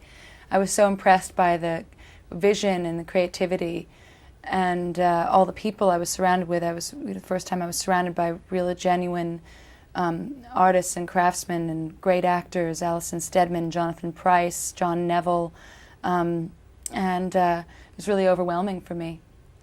One last question, very quickly. Are they ever going to make that Marlena movie with you? I really have to say I don't think so. Oh. When Louis Malle passed away, so did my interest in the piece. It's such a completely horrible tragedy, and to make that movie with anybody else, I never really wanted to play Marlena except for Louis. So I don't think I'll be doing it. Yeah. Well, again, congratulations on Poison Ivy. I'm so happy to recommend the movie, and again, I loved your performance. Thank you. Uma, thank you so much for your time Thank you today. very much. It was a pleasure. Fun. It was fun. It was so much fun. American doesn't take care of me like Delta takes care of me. There you go. I knew there was some reason. Delta takes care of me. We're all set. Oh, right. Okay. Well, no. Jeez. I love the new mask. Yeah, isn't that wild? Yeah, I love it. The silver one. Okay, Yeah. thanks, Bobby. Okay, is everybody rolling? Okay. Chris, it is good to see you again. Good to see you again. And congratulations on Batman and Robin. Thank you very much. I really enjoyed it a lot. So did I. I had a great time. You were there 2 nights ago, right? Last night. Oh, you saw it last night? Yes. Okay, I saw it 2 nights ago, and the crowd was going nuts. They were. It Yeah. was like a New York audience. They were Yeah. talking to the screen and yelling and Yeah. carrying on. But it really is. And visually, and all of the effects and everything are just spectacular. Good. Glad you enjoyed it. Yes. Are you living out here now, you and your bride? No, we live in Chicago. Still in Chicago? Still in Chicago. That's great. Exactly, yeah. I'm born and raised there and staying home with the family. Yes, and she's teaching there or No, not? she's retired, of course, at age 24 now. Why not? You know, because I don't know where I'm going to be. I move around so much. She can't really make a commitment to a school to be there for a year because I want her to be with me. So. Absolutely, that's important. That's where she wants to be, I'm sure. Let's talk about some of the things in Batman and Robin. First of all, the motorcycle. The Redbird. The Redbird, yes. Did you know how to ride a motorcycle? Yeah, I'd ridden them before. I'm not real into motorcycles, but this one was kind of unusual because it was really long and heavy. It was kind of like when you were a kid and you had a basket on the front of your bike and you were riding home with like 2 jugs of milk or something and it was harder to steer it. It's kind of what it was like. So I had to practice. I drove around the Warner Brothers lot. and has no muffler. It's very loud. Muffler just didn't fit into the plan somehow. I don't know. And it was okay though. You got along all right. Yeah. It was No fine. spills. No spills. Knock on wood. Yeah. Just the Batmobile last time. Nothing. I didn't crash the bike this time. I remember crashing the Batmobile. Let's talk also about the scene where Mr. Freeze zaps Robin. Right. Now, was all of that added later, or how did they do that? No, they before the film began, I went to one of those special effects houses, and they sculpted my whole body. They took molds of my face, they took molds of my teeth, like of my eyelids, everything. It was amazing. And this guy was comparing my skin tone to the different colors, and they made this frozen body of mine. And then somebody, when we had that whole problem with people sneaking in on the set taking pictures, somebody tried to saw off the arm actually of the of the statue, but they didn't get it. Were these people who worked at the studio, or who were they? We don't know. Somebody that had access. Amazing. Yeah. Then when you saw it on screen, what was your impression? It turned out great. And I thought it was hilarious when he picks me up and kind of drops me in the water. But no, it's amazing because you see it and it's like, I had to, when we did the stunt or whatever, I had to jump at the right angle to try and make it look like the statue. And they got the right take off that and they blended it in perfectly. It looks really seamless. What was the most difficult thing for you working on this picture? There was just, other than wearing the suit every day, there was always, a new challenge every day. I mean, there was one day we had to run through this tunnel with all the fake snow going, and this stuff was just going down your throat and in your nose and ears, and then they'd have you harnessed on, hanging upside down off bridges, and on moving rocket ships, and there's just, every day they had some unbelievable new thing you had to do. How many suits were there?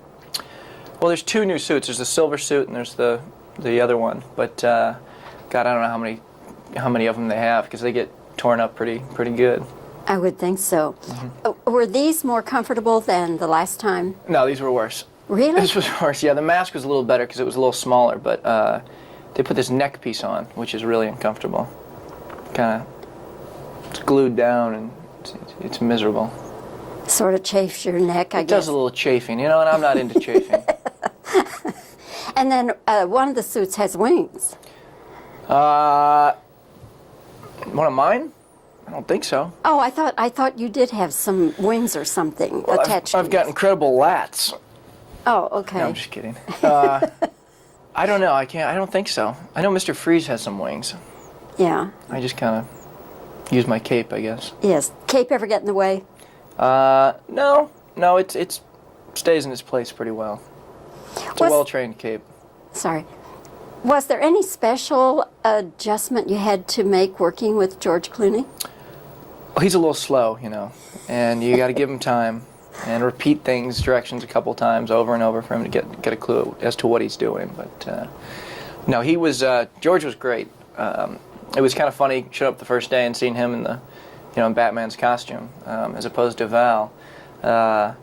But it worked out really well. I mean, I think I actually probably have a lot more in common on a personal level with George than I did with Val. And we got along great, had a real good time, just, goofing around on the set in between shots and stuff. Well, and this time Robin is much more assertive. I like that. He is. Yeah. Well, he gets a little confidence when he thinks that Poison Ivy's after him. It's a real boost to his ego. Chris, it's always good to see you, Good to see you. Congratulations on your performance. It's a heck of a movie. It Thank should you very do much. very well, and congratulations to you on your recent marriage. Thank you. That's very sweet. Take care. You too. Chris O'Donnell in Batman and Robin, you do something very extraordinary, I think. You emerge as a fully fleshed out character amidst a bizarre collection of exotic creatures, monsters, and supervillains.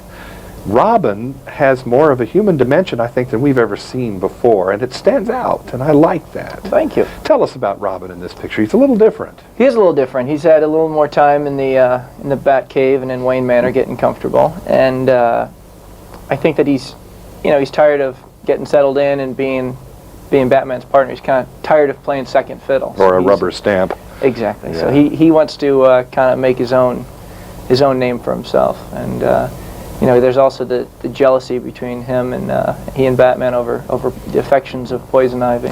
Which points up the fact that you're vulnerable to Uma Thurman, and who wouldn't be, actually? So Exactly. we can understand this about Robin. That's important. She's very seductive. Do you think it's important that in the duo, the dynamic duo here, that we do have a character that is closer to we, the audience? I think it's the audience relates to Robin real easily because he's kind of just this average kid off the street who was thrown into this amazing place. And when I think of Batman, I think of these amazing gadgets he has, and I'd love to know how they did all that. And Robin got to go, and Dick Grayson got to go in and learn all the secrets. You know what I mean? He wasn't part of the family like Batgirl was or whatever. Yeah.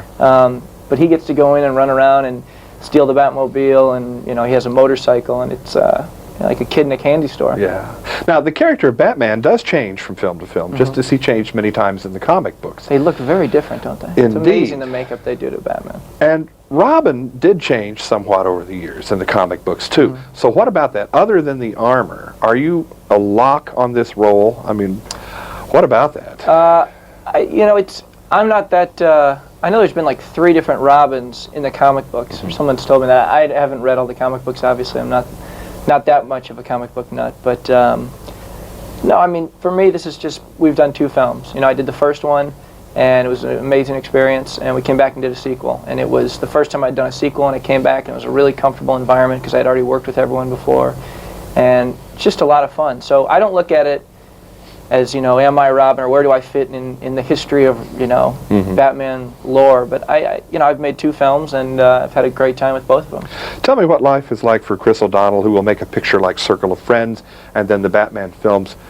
When people come up to you, do you ever resent the fact that maybe they haven't seen Circle of Friends or the Grisham movie? No, I mean, Batman has opened a lot of doors for me, and it's been my bread and butter the last couple of years, really, and I have no problem with that. I mean, I had done a lot of films before Batman Forever, and some people knew me from other films, but as soon as I did Batman Forever, it's like everyone started to recognize me.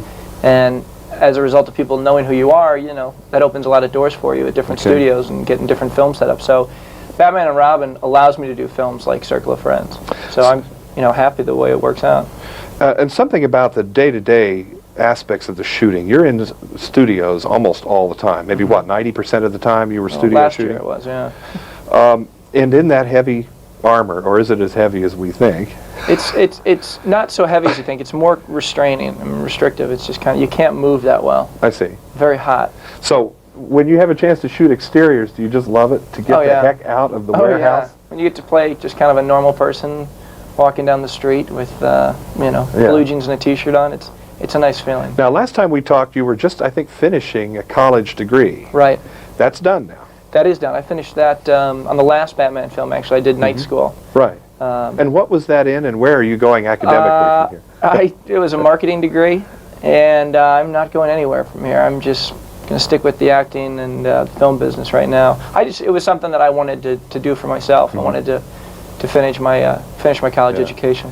Finally, there must be many times when the Batman freaks, and I mean that affectionately, come up to you and want to know all kinds of things that you just flat don't know. How do you handle that? Well, I like you said, I don't think it's as bad as some of the Star Trek nuts, but that's great. They're big fans of the film and of Batman, and I'm proud to be a part of it. So I take it as a compliment. If I don't know what they're talking about, I just can't help them. Well, it's survival too. If you don't learn to deal with it now, exactly.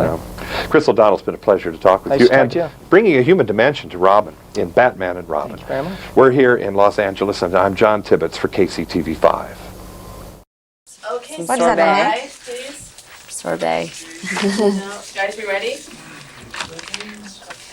Okay. Yeah? Okay.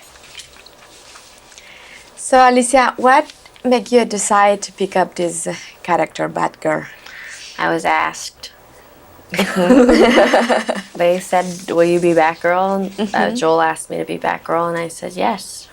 And is it true that, you said just jazz without reading the script? Well, yeah. The script wasn't ready for way after. I said yes. Joel just tells you the story and tells you what he wants it to be about, and it either sounds good or it doesn't, and it's hard for it not to sound good, you know. Yes, yes, it's so exciting. So yes.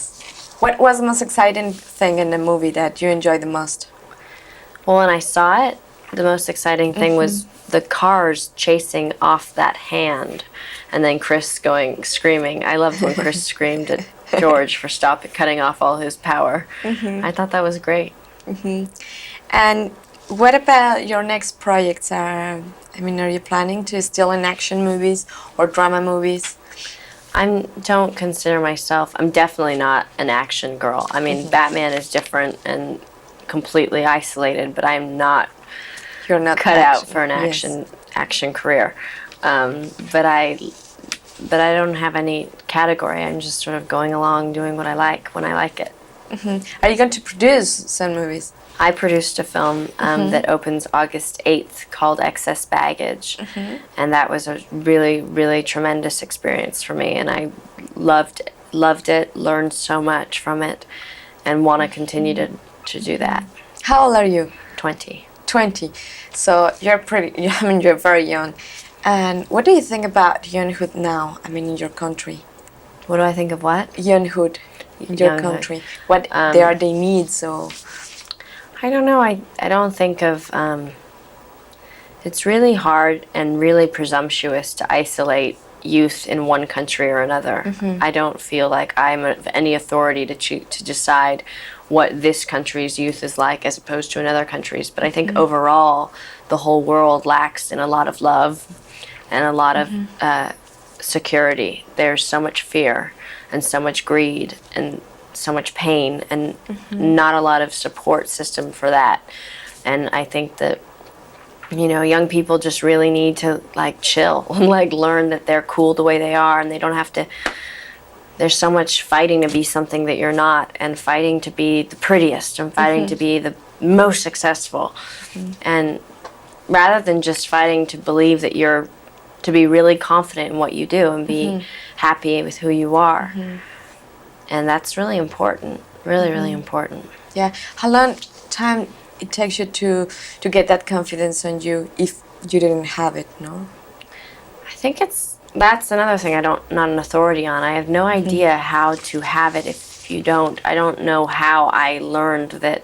I just never believed in anything but being honest and love. And maybe it comes from really opposite parents, having really, really opposites. Okay. And my mom, I don't know where it comes from. All I know is that I can't imagine anything being more important than being happy and being in love.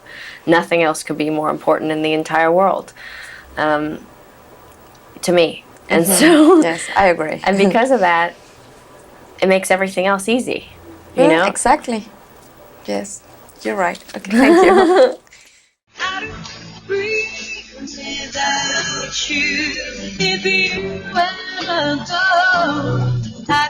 You can't help but think of teen sensation Leanne Rimes when you talk to Alicia Silverstone.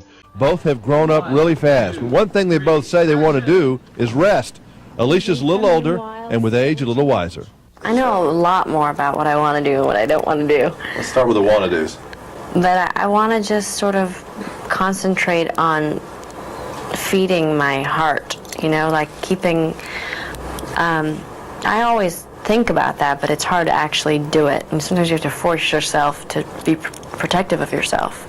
But like making sure that I want to sleep for a while, you know, and I want to eat calmly, not when I'm running in the car, and be with my dogs and swim in the pool and slow down. Yeah, and play with my friends. I want to like play basketball. That would be fun, you know, and go bike riding, stuff like that. Yeah, Uma likes him too. Yeah, he was really nice. Stand by, please. He likes Uma a lot. He talked about Uma that night. Oh, really? He likes her so much. Okay, well, Alicia, alias Batgirl, alias Barbara. I enjoyed you so much in this. Really. Thank you. I just didn't know really what to expect from Batgirl, but here you are. You've turned into a biker, and Had you ever ridden a bike before? I did mini motorbikes in England when I was 8, 9, and 10. So that was my big experience on the motorcycle. So the transition of that to this, what was that like? Well, thank God I didn't actually have to ride the motorcycles in the film because they're huge, heavy, and I knocked one over one time just trying to walk it from point A to point B. So it's best that I didn't get on it. They're huge monster vehicles. So that's something I have not tried, and I think I probably will just skip that. Do you advise that? Yeah, it's dangerous. Motorcycles are really dangerous. Yeah. We don't let my best friend's husband is not allowed to ride on a motorcycle. We're not allowing because it's just dangerous. Yeah. You know? That's my perception of it all.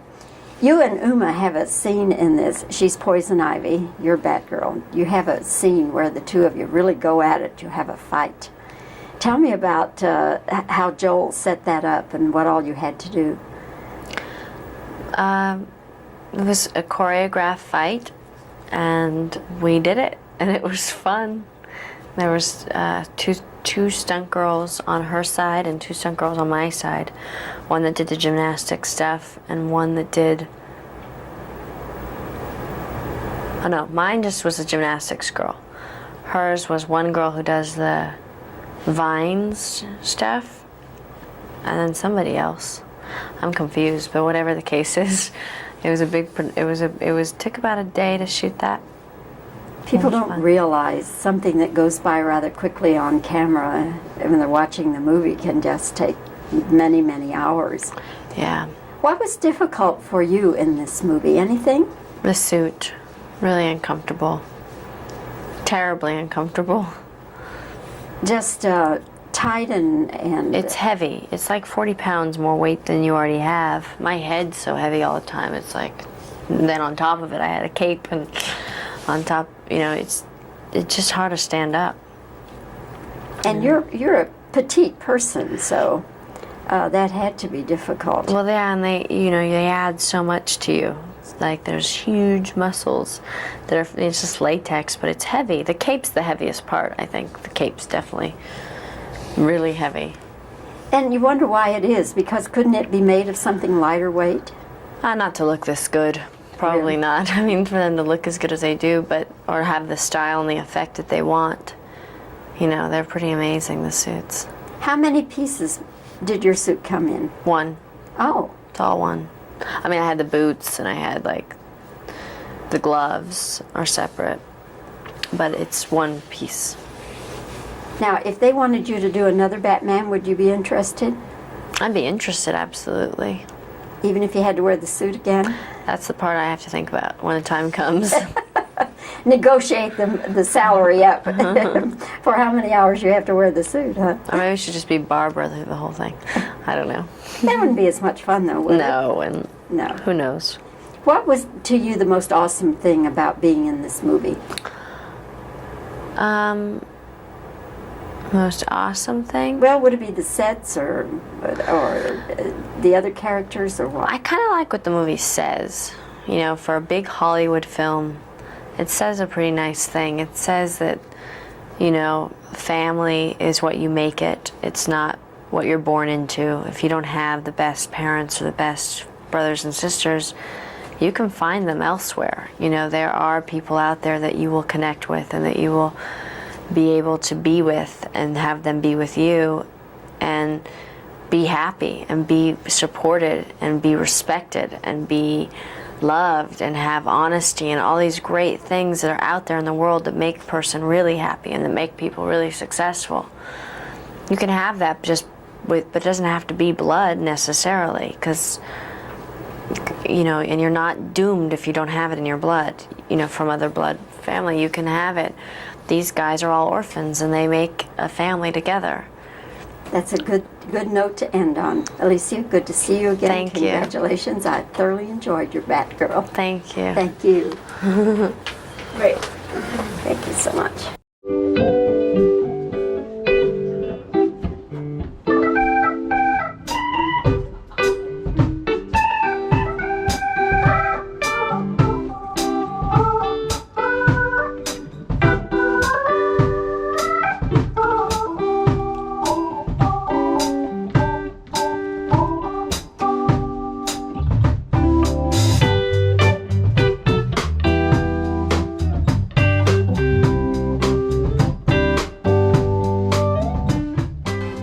years ago, George Clooney was a struggling actor on the shabbier fringes of television.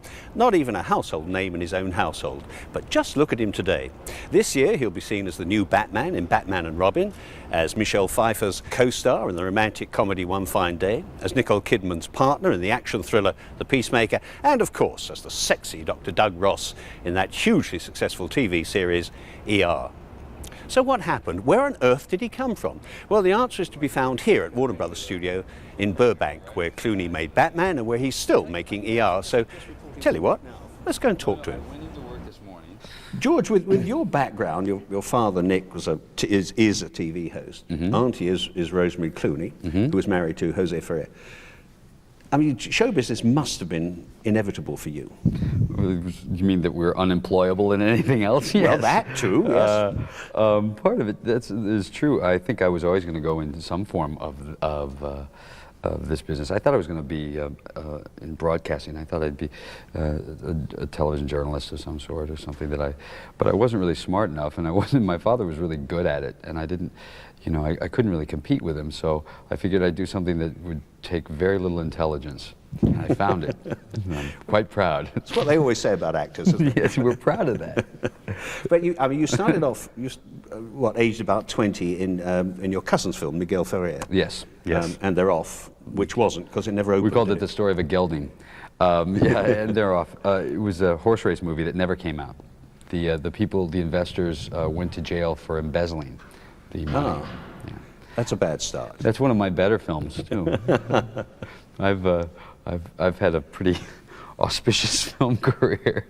Well, you had a fairly auspicious television career, didn't you? Because, yes. I mean, for a long time throughout the 80s, there was a succession of, if I may say so, rather bad television. Yes, I tried to do as much bad television as possible so that other people didn't have to. I thought that was my job. That was very, very unselfish of you. Thank you. I was always very giving. Actually, there are those minutes, you talk yourself into thinking that what you're doing might be good. Like when I did a series called Sunset Beat, where I played an undercover cop on a Harley during the day and a rock star at night. And there was a moment that I think I talked myself into thinking that might be good. That's the danger of being in my profession. That's why I tell you we're all idiots. You must have talked very hard to believe that. I drank a lot at the time, I think. Is it true that you did 8 pilots for series that nobody wanted? I did 15 pilots altogether. Oh. I guess about 6 or 7 of them got picked up, and I did them as series. But that's not even a bad record, really. Usually about 1 out of every 8 or 9 pilots will get picked up. So I was actually doing a little better than, for a while, every show I did got picked up, and then I went through a disastrous period. Well, to have remained employed throughout the 80s like that, you must have been doing something right. I mean, if the television... Well, I had pictures of the network executives with farm animals, and that seemed to really help. I advise that, by the way. Get that, and you'll be on the air for a long time.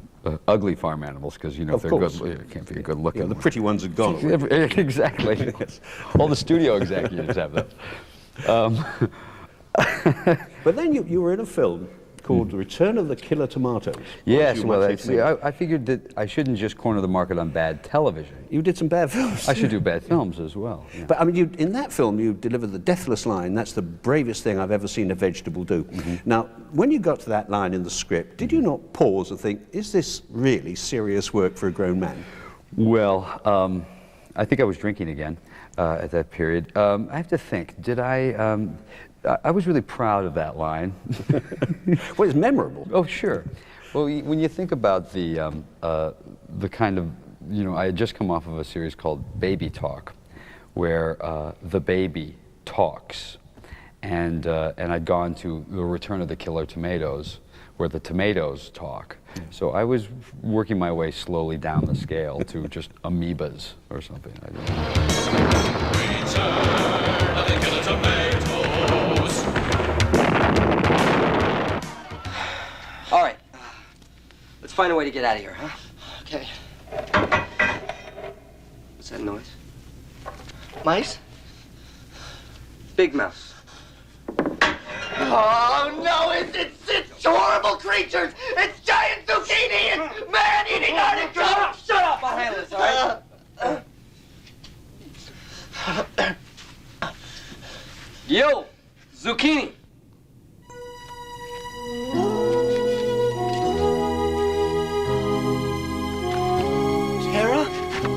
Chad.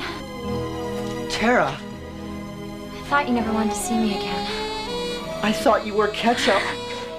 And then suddenly ER happened. Now, how did that come about? Well, I was, for the last few years, you know, there's a funny thing is there's kind of a snobbery of actors. You know, there's the theater actors look down on the film actors, and the film actors look down on the TV actors, and the TV actors look down on mass murderers or something. I'm not quite sure what it is. But I had, for the longest time, I would say, you know, I'm a movie actor who happens to be doing a TV series.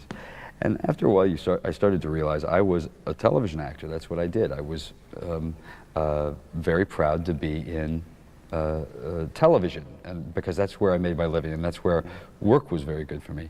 For feature films, I would have to go in and read for the casting director to get a job. But for television, I could go, you know, I didn't have to test at the network. They would give me the jobs.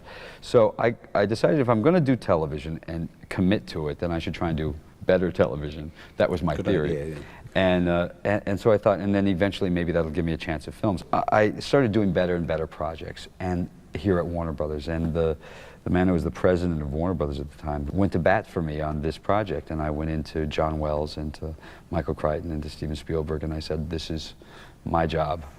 Yeah. And I read for them, and I read about 5 or 6 times, and they said, okay. And then I used those pictures with farm animals. Of course. What is more important? Is it acting ability or the impression you make as you walk through that door? Always the impression you make. There is a misconception that I think everyone has. I had when I moved to Los Angeles, which is talented people work and not talented people don't work. The truth of the matter is, anytime I walked in the door, there were 10 other actors there that would have done a better job than me. We're not selling acting ability when you walk in, you're selling confidence. That's what people are buying. You can feel them in the room. You walk in a room, there'll be 30 people sitting up against a wall, and they're there to make you a nervous wreck. And for the longest time, you know, I would come in and I'd be like, oh God, I just want them to like me, just, you know, just don't hate me. And then eventually, you get it to the point where you go in and you go, I'm here to solve their problems. You know, I'm not going to worry about whether they like me or not. I'm here to solve their problems. And you change the tone in the room, and suddenly when you walk in, you are confident and you are selling them. You know, you'll see it. Having now been on the other side, having sat in when other people read, you can see it. You can feel it. You'll feel the best actor never get the job ever, not once. I've never seen the best actor get the job. They'll come in and they'll go, hi, how you doing? Is it okay if I do this? And you'll see everybody sit there and go, God, that was a great job. And then you'll see some guy, not quite as good, come in and go, hi, how's it going? Am I reading with you? All right, great, don't screw me up. I'm going to move this over here. Do that. And you'll feel everybody kind of sit up in their seat, you know. And you know they're going to get the job. They're going to get the job. Part of it is also what actors never realize is most people, directors, producers, are looking for a very specific type. Yeah. They know what they're looking for. And you're not going to change their mind. If they want a blonde surfer type, I'm not going to get that job, even if I do a great interview. And you know, you'll go home, you go, I changed their mind. They want some kind of, you know, East Coast, dark-haired, grain kind of guy. But they don't. And that's you know, you'll talk yourself into a lot of things as an actor. And as you once said, I think you do have great TV hair, which is important. You have to have, and as do you, I think, and I'm... Oh, you're kind. Yeah, no, not really, as nice as yours. No, yours is very nice. The impact of ER must have, I mean, that must have astonished you, and because you've been working pretty well, you know. Yes. Hardly anybody really noticing you, I guess, among the audience, and then suddenly, here you are, this great heartthrob. I mean, yeah, that's funny, huh? It's always good to turn right around 35 to become a heartthrob. That's always fun. That gives me, what, 2 more years of a career? And then I'm back on Hollywood squares. Yeah, it was wild. It's just immensely successful, and I'm surprised that it has lasted as long as it has, because there is a gimmick to our show. You know, the energy and things were part of our gimmick, and there's a period of time that becomes old, and the challenge then becomes, we're not worried about competition in the United States. We're worried about competing with ourselves and the season that we did before. So we try to make the show better, and that's become the big challenge. And sometimes we succeed, and sometimes we fail. What the hell are you doing? Trying to boost the jack ball up. Oh, man. I can feel it. This kid needs an airway. Okay. Get the forceps. I've got a line. Okay. can feel the ball. It's moving. Moving. Oh, I almost got it. It's moving. You get it?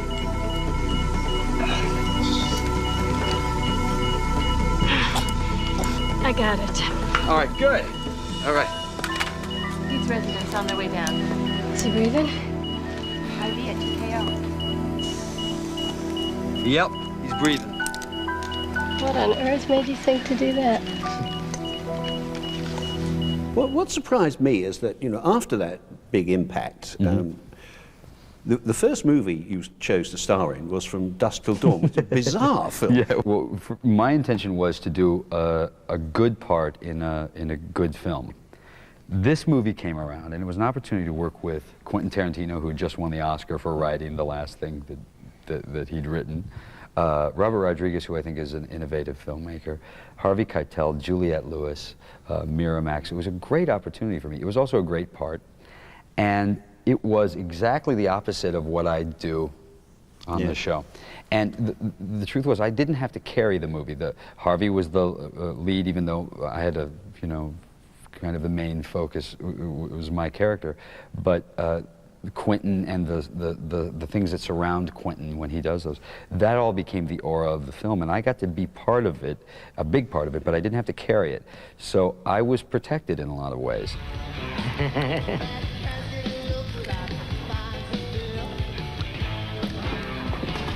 You think that was funny?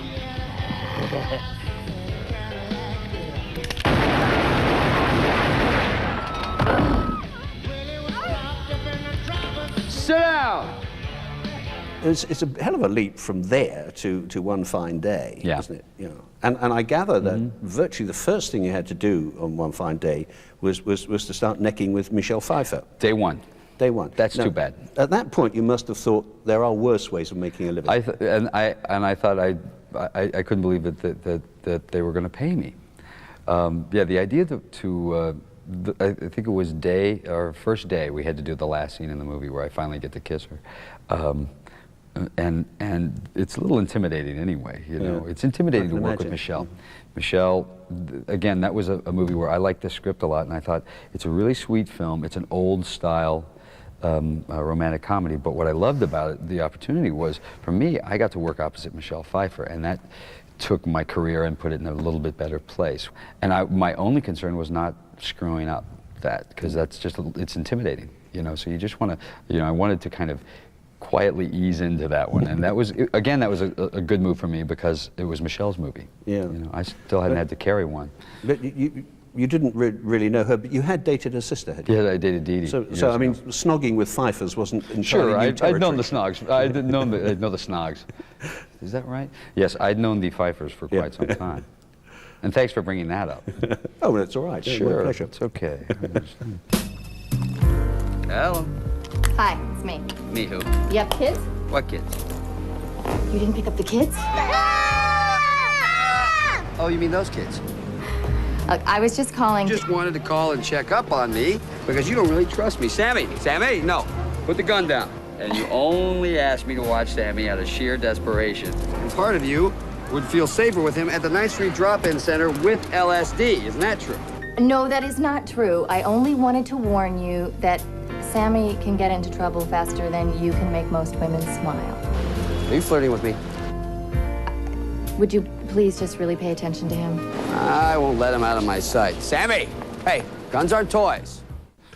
And then on to Batman. Now, how do you feel about being the third Batman? Is there again the feeling that, there have been 4 movies, they've all been a big success. Yes. I'm the third Batman. Am I going to be the one who screws it up? Does Well, that yeah, cross there's your always that. But I would rather be the third Batman than the second Batman. The second Batman would be the tough one, because now we've established that this guy can be replaced fairly easily. I was a little skeptical in the very beginning about doing it. I was a little worried about it, only because it was someone else's franchise, and I was kind of filling in.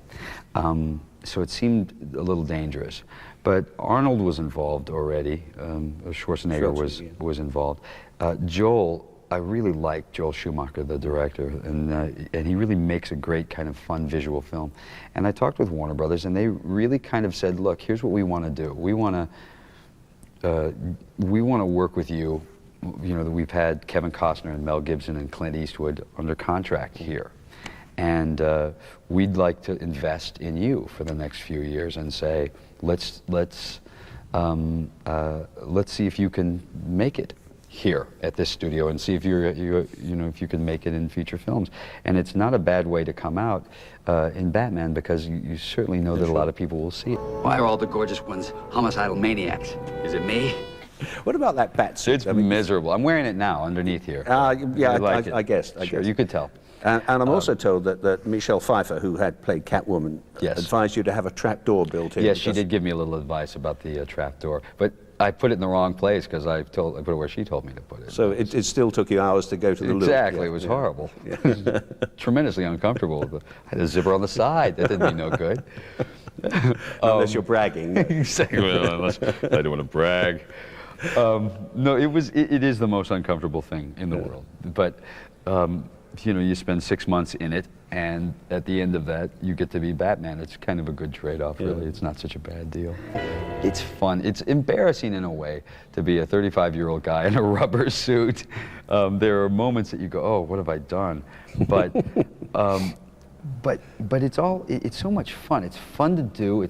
Joel makes the set fun. Yeah. Arnold, I can't tell you how much fun Arnold Schwarzenegger was to work with. He was funny and nice and very gracious, much more gracious than you would think a star of his caliber would be, because he's such a big star.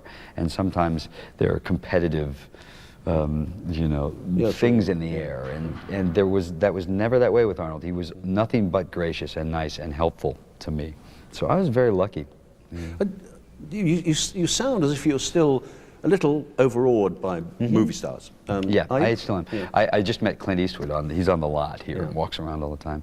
And it's funny, there is a difference between famous actors who I've met a lot of over the years and movie stars. And movie stars take your breath away when they walk. You know, Clint Eastwood walks in the room and you go, whoa, that's Clint Eastwood. You know, there is something, and there's no explaining it. And I'm in awe of that, and I'm in awe of being around it. You know, I've spent a lot of time this summer with Tom Cruise. He's a movie star. You know, and that's not taking away from him as an actor. I think he's a wonderful actor, but he's a movie star. You know, he is bigger than life.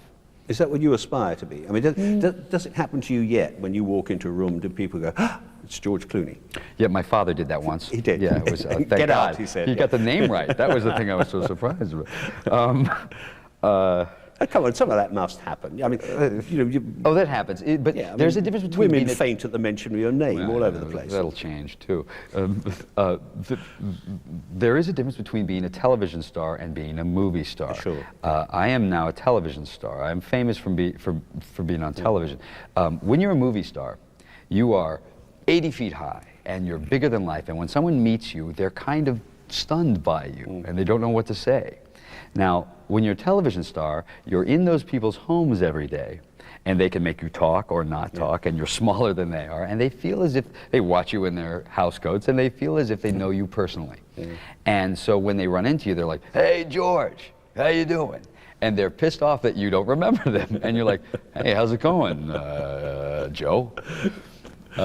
And it is funny, there is a difference. You're much more approachable. That's okay, I don't mind that so much. I like where my career is at, I like what I do. When you think about it, I'm gonna get a little bit of a run here. You know, Batman will be a big film, and I've got a film after that. The first film for DreamWorks is a good film.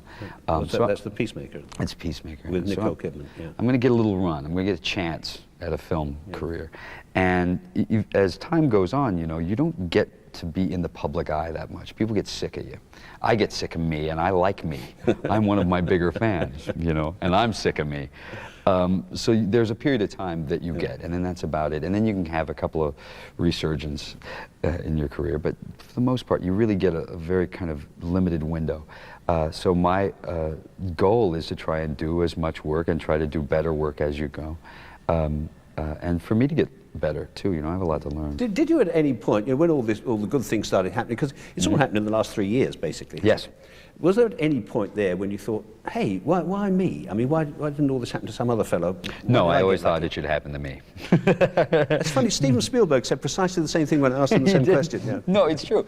I think that you can't go into this business not thinking that you, and I don't mean this in an egotistical way, because it's not thinking that you should, at some point, reach some level of success. I think that if you're an actor, for instance, every person who becomes an actor, they can talk about, oh, I just want to do the work, but the truth is there is some need for attention, and there is some belief that if you just got the right part, or if you just, and there is, by the way, some truth to that, if, anyone could be great in a specific role, and things, their lives turn around and change. Sure. And, so if you don't have that hope, then I don't think you're really going to last long in this business. You don't sound as if you take it too seriously, which I think is good. I mean, seriously, but not solemnly. If you at any point take this part of it seriously, take yourself seriously in it, then I think you're making a really big mistake, because boy, it just goes away so quickly. It just, there was a show here called This Is Your Life with Ralph Edwards, and yeah, we have. You have the same thing. And they would always bring out, Buster Keaton, and he'd be sitting there, like this. And they'd go, Buster, you owned all the studios, everybody kissed your ass, the world was your oyster, and then tragedy struck, and he's like, and he can't talk. And you realize, because every single star that comes out there owned the studios and was the hero, and now can't get a guest shot on Baywatch. And you realize that, what a terrible thought. But it's true. Yeah. So what you have to understand is it's not a question of whether or not that tragedy is going to strike. It is. It's how you handle it, and if you're ready for it when it does. And that's all, because the rest of this is enjoying the period of time that you get. You got to enjoy it. It sounds as if you're pretty ready for it, for when that day I was comes. fairly well groomed for this. You do enough bad TV, you're ready. You are, whether you like to admit this or not, I mean, you are the new heartthrob on the block, the sex symbol.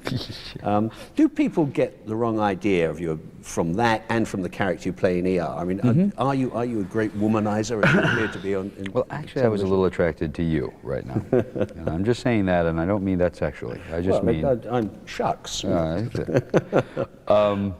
There is always the danger of people thinking you are what you play. Yeah. What I play on the show is an alcoholic, womanizing, pediatrician. So if you read every tabloid you read, you'll hear me, stories about me being a drunken womanizer, But not a pediatrician. But they leave that part out. Yeah. But there'll always be some story about me saving a kid. So they always throw you a bone. Here's something nice. And I'm not really any of those. I've had a fairly average, normal male life, But isn't it true that Nicole Kidman bet you $10,000 that you would be married, so did Michelle, have a child in 5 years? So did Michelle Pfeiffer. And Michelle Pfeiffer too? Yes, they both did. So you stand to win $20,000 if you keep clear for 5 years. The way I figure I'm now making money, I have a reason to do this. Well, they seem very confident that you were going to succumb. They're both big drinkers, those two. Ah, of course, yeah. Yeah, well, that's a reputation. Sure. Yeah, I'm sure that you've heard about, Michelle. And Michelle all the time, knocking on my trailer. George, you want to rehearse the love scene again? I'm like, Michelle, Jesus. And Nicole, I'm tired. Yeah, I got a headache. Yeah. Nicole going, George, can I borrow some money? Come on, Nicole, again? Yeah. God, these women. Yeah. It's so hard. So tough to work with them. So what next, George? I mean, you've got these 3 films that certainly in Britain we will probably see this year. Mm-hmm. And then I'm doing a movie called Out of Sight for Universal, actually. That's the Elmore Leonard book. Elmore Leonard. Steven Soderbergh's directing it, and that should be a very fun one. That's going to be. It's a really good script. It's a kind of project I really like. It's all the people who did Get Shorty, and it's along those kind of lines. It's a very dark comedy, and it's right up my alley. It's something I'm comfortable with, so that'll be fun. And where do you think you'll be in, let us say, 5 years from now? Do you think you're going to be up there with all those big movie stars you admire so much? No, I don't think so. I think that there's always a certain amount of heat to the new guy. I was very lucky because I was always the wrong age through everything. And now I'm kind of the perfect age. I'm 35 years old, which means you can actually be a man, you know, be a leading man. And there's a lot of leading man roles out there right now. So I'm very lucky because I kind of hit the perfect age. That'll change.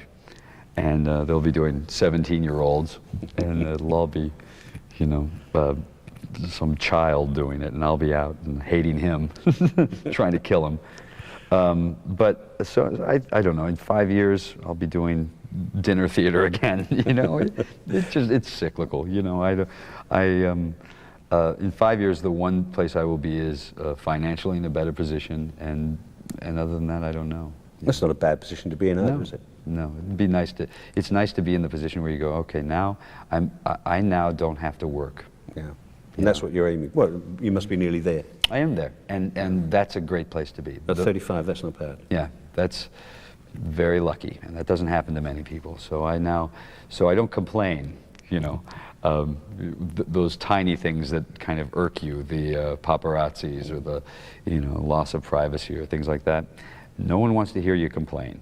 And that's fair. That's fair enough. I understand that. I'm not going to complain. You've got nothing to complain about, for God's sake. And I got good hair. Still great hair. Yeah, well done, George. Thanks very much. Hey, thank you.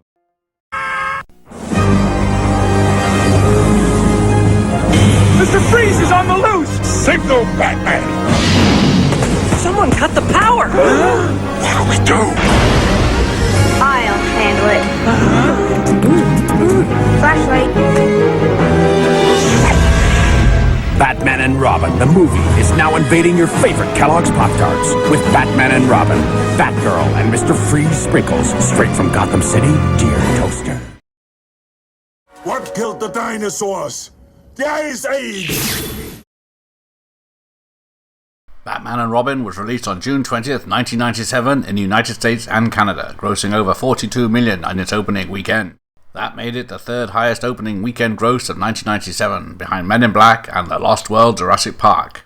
Batman and Robin declined by 63% in its second week, which was credited to poor word of mouth and early competition from Face Off, Hercules and Men in Black.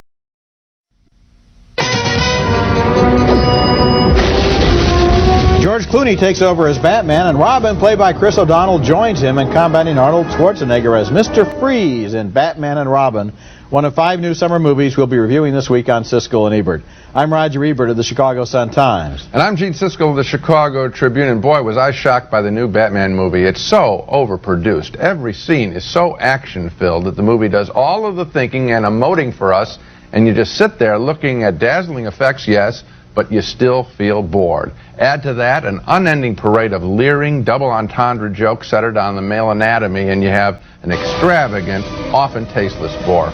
I saw plenty of walkouts at the public screening I attended, and I would have been there with them. Here's the opening action scene as Batman and Robin first encounter Mr. Freeze in the Gotham Museum of Natural History. He's trying to steal a giant diamond.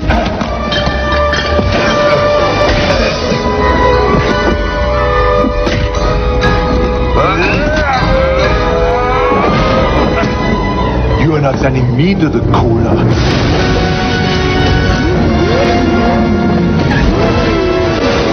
So far, so good. Too bad we're only 10 minutes into the movie as the scene continues. Stay cool, third boy. Batman has another adversary in the film, a lissome creature known as Poison Ivy, played by a languorous Uma Thurman. One problem with her character, she spreads poison, but no one itches. They just swoon. Why are all the gorgeous ones homicidal maniacs? Is it me? Part of the byplay between Batman and Robin involves jealousy. She's infected us with some sort of pheromone extract. Oh, is that what it is, Bruce? I'm under some kind of magic spell? She wants to kill you, Dick. Well, I've already delivered my criticism of Batman and Robin. The action sequences are overstuffed. They're burdened by wall-to-wall music. The joking is all below the belt. George Clooney is a good-looking bore in his role, and boring is the last word I would have expected to use so often in describing such a high-powered and, again, well-produced but overproduced Batman movie. I didn't like it either, Gene, although I guess I liked it a little more than you did. I would give it 2 stars. How many would you give That's it? exactly what I'm giving, Roger. Okay, fine. It is true that the action sequences are so busy that you can't get involved in them. They're too hard to follow. It's like there's a pinball machine with all 5 balls on the machine at the same time. And as for Clooney as Batman, you know, I realize this time it doesn't matter who plays Batman. Right. I think they cast him according to the chin, which is all you can see when he has the costume on, because there's no real interest in the Batman and Robin characters. It's always the villains. Yeah. And these villains are not really up there with Jack Nicholson, Danny DeVito, Tommy Lee Jones. But even apart from that, there were so many questions about Batman and Robin that would be interesting to answer if the movie had any serious interest in its characters. Also, but Tim Burton is another level of filmmaker than Joel Schumacher, and Tim Burton puts a psychological approach in his filmmaking that is at least more interesting. We've liked the other pictures. Here, you're quite right. There is nothing, there's no human element. When the butler is the one thing that you respond to emotionally because he may die, that's a sad commentary. And his niece comes from England, Alicia Silverstone, without a British accent, and it's kind of a disappointment as Yes, Batgirl. she is. Actually, I did like Uma Thurman, though, as Poison Ivy. She has some good Wouldn't the scratching have been, if Poison Ivy, why not have somebody scratch? I mean, they even blew that obvious thing. This just in, Dr. Victor Freeze is casting his icy chill all over Gotham City. All right, everyone, chill. Woo! I got Diego. Yeah! Cheerio. I don't think so.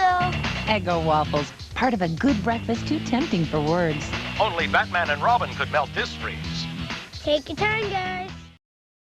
Can you feel it coming? The icy cold of space.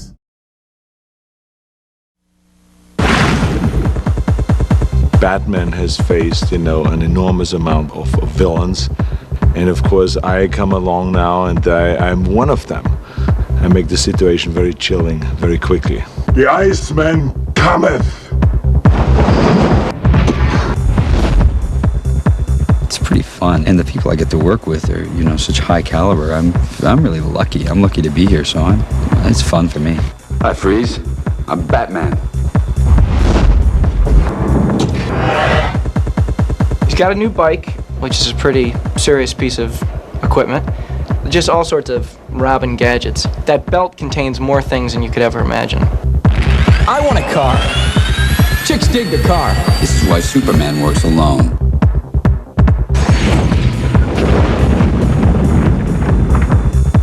It's her sense of humor that really was appealing about her. Her sort of cavalier love of wickedness and her naughty kind of insatiable desire to cause trouble. So that was fun. So many people to kill, so little time.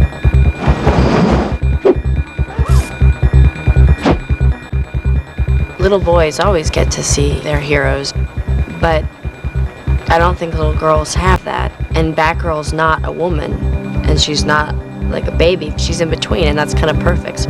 Men, everything the hard way. Check out the hot heroes and chilling villains in the best of the Batman movies. Batman and Robin, one of 1997's top movie events, with over $100 million at the box office to date and still climbing. Let's kick some ice. Get your kicks with the greatest star power in Batman movie history, the most spectacular action ever, and a very cool price, just $22.97. Wow!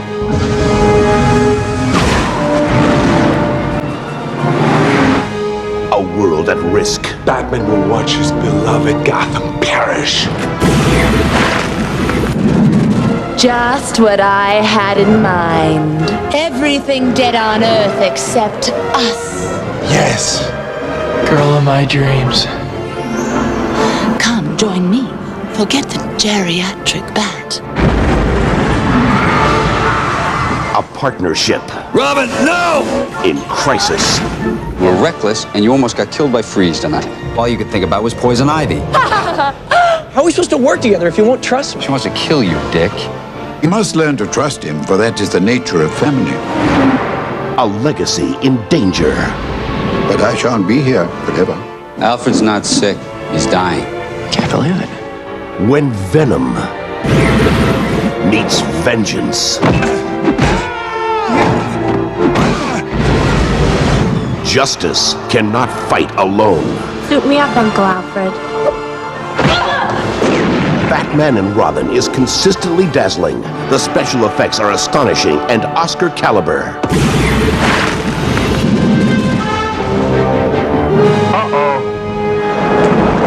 Spectacular, incredible action films don't get any better than this. Let's redecorate. With sky-high purchase intent, even higher than Liar Liar and Men in Black. Supercharged with an explosive ad campaign generating nearly 2 billion impressions against all demographics, reaching all households at least 20 times throughout the fourth quarter. Just don't point it at my bedroom. And we've got an unbeatable team of promotional partners adding millions more in media and offering up to $45 in consumer values. An enticing offer. A $5 mail-in rebate with the purchase of Batman and Robin and eligible Duracell batteries, backed with national FSIs in October and December, and a $2 million national TV campaign.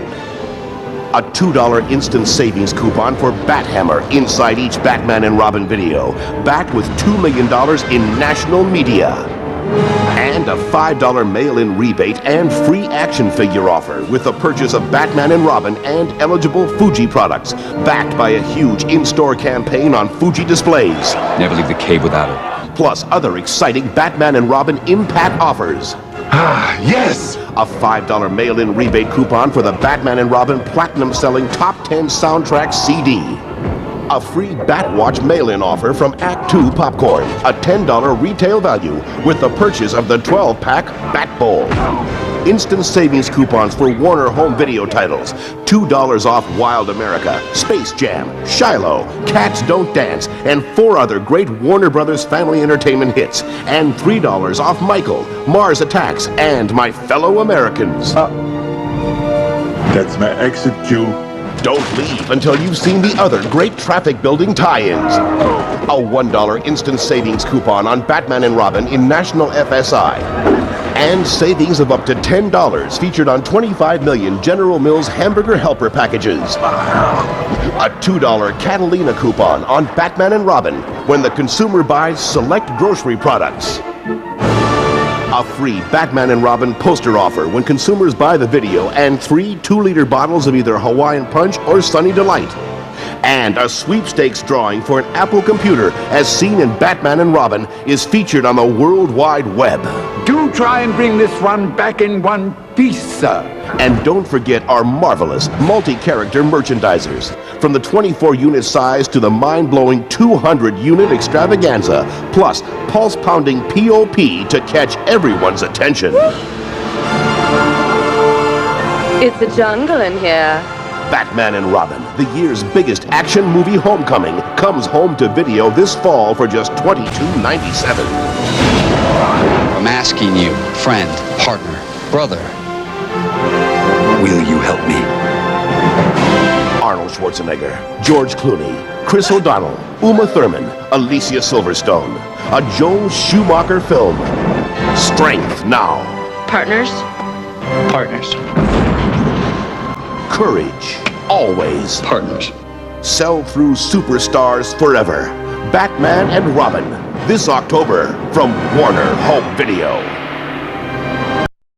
George Clooney suits up for action in Joel Schumacher's Batman and Robin, the 4th in the Gotham franchise. Arnold Schwarzenegger gets iced as villain Mr. Freeze, and Uma Thurman makes everyone itchy as the sultry Poison Ivy.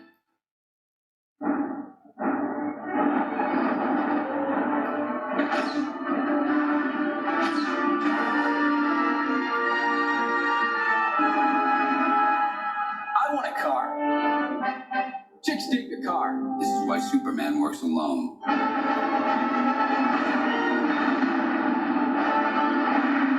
A world at risk. Batman will watch his beloved Gotham perish. Just what I had in mind. Everything dead on Earth except us. Yes. Girl of my dreams. Come join me. Forget the geriatric bat. A partnership. Robin, no! In crisis. You're reckless, and you almost got killed by Freeze tonight. All you could think about was Poison Ivy. How are we supposed to work together if you won't trust me? A family in conflict. Then I go after Freeze and Ivy alone. She loves me and not you, and it's driving you crazy. One kiss. She wants to kill you, Dick. It's my rules that keep us alive, and you will abide by them.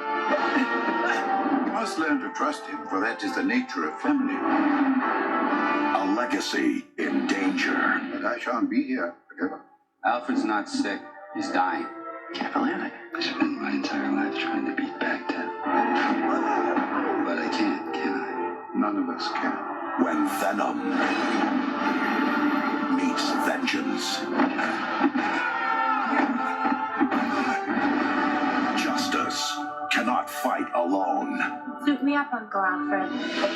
I'm asking you, friend, partner, brother. Will you help me?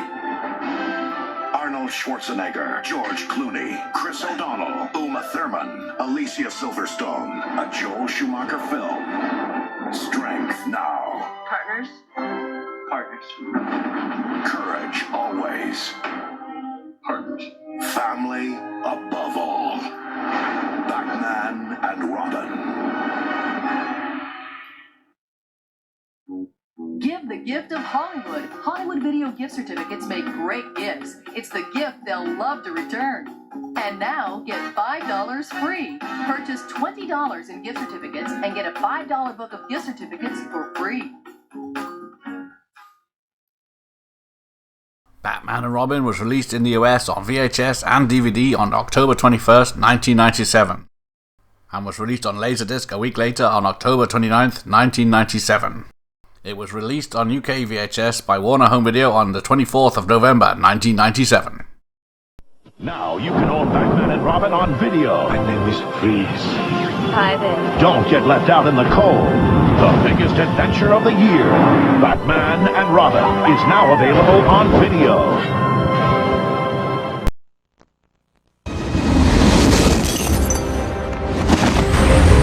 The brave. The best. The beautiful. The bold. And the cold.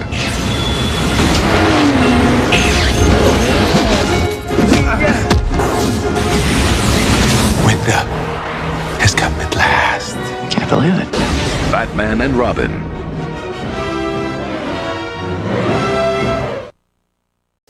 Now you can own Batman and Robin on video. Yeah! Of all the adventures you will face, none is hotter than when the thrill of Batman and Robin melts the ice on video. Soundtrack available on Warner Sunset Records, rated PG-13. Now you can own Batman and Robin on video. I got you! No, I got you. It's the one date you won't want to miss. Cool party. Own it on video. Soundtrack available on Warner Sunset Records, rated PG-13. Your video, sir. Thank you, Alfred. Good shot, sir. Batman and Robin. Own it on video and DVD, rated PG-13. Don't let this balmy weather fool you. There's a deep freeze moving in all across Canada. Chill. Batman and Robin is this summer's coolest blockbuster. So chill out with official Batman and Robin Collector's Cups at Taco Bell. Chill. The coolest movie and the coolest Collector's Cups. Images frozen irresistibly for you. Yours for just 49 cents with any delicious Big Pill combo purchase. Get yours before they're gone. Stay cool, bird boy.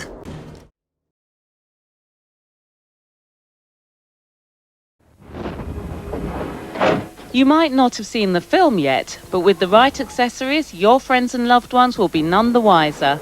Already you can get the t-shirt, the mug, and for the true Bat fan, a floor mat to help transform your car into your very own Batmobile. This range of Batman and Robin products has been specially designed, only came into the shops about 4 weeks ago. People phoned us up to ask us when they were going to be coming in, and they said, put some aside for us. And they had the right idea. We can't keep up. Whilst the film is billed as a PG certificate, the merchandising is aimed at all age groups, and Batman isn't the only summer release set to rake in retail profits. Steven Spielberg will strike again this summer with the follow-up to Jurassic Park, The Lost World. It seems the younger the fan, the harder the sell. Children's films that have the captive audience are planned to some extent, around what revenue centers can be obtained. It's not to take away from the film, however. It's just something that has come to be in its own right. It's all in the hands of those who decide to buy. But merchandising launched off the back of a blockbuster tends to have a specific shelf life. Witness the marketing of Toy Story and 101 Dalmatians. Batman merchandise, in one shape or another, is going to be around for the next 10, 20 years. It has been around for the last 10 or 20 years. But if you want to be unique, then go for the characters who are particular for this film. The villain, Mr. Freeze. Freeze is coming. Who defends this city? Batman and Robin. Batman, the Dark Knight. The Bat unleashes an ambush attack. Evil is ground to dust. We're about to burn. Robin, the Boy Wonder. The Blast Wing. Bringing Freeze to his knees. Now show him the blade. The Bat is cool. The Jet Blade. Spinning, spinning, spinning. Now that's hot. Who defends this city? It could be you. I am Batman. Be the man, Batman. Batman and Robin. Vehicles and figures each sold separately. Batman and Robin. Ice Terror Mr. Freeze launches a chilling strike. Blast-wing Batman whips his massive cape to cut down the cold criminal. Now Robin comes with his Redbird cycle to put evil on ice as Batgirl blasts in to send Freeze to the cooler. Batman and Robin. Vehicles come with figures. Blast-wing Batman sold separately. Who defends this city? Batman and Robin. Leading the ultimate airstrike. Aerial combat Batman. Wings out, swooping down. Aerial defender Robin. Diving in, missiles on. Chill him out, knock him cold. Vehicles come with built-in pilot. Each sold separately. Be the man, Batman. Batman and Robin face up to their most chilling challenge, the awesomely evil Mr. Freeze and his super cool strut racer. But new Blast-wing Batman flies in, and with Robin on his sizzling cycle, they send Freeze to the cooler. Then with new recruit Batgirl, the triumphant trio repel the toxic terror of Poison Ivy.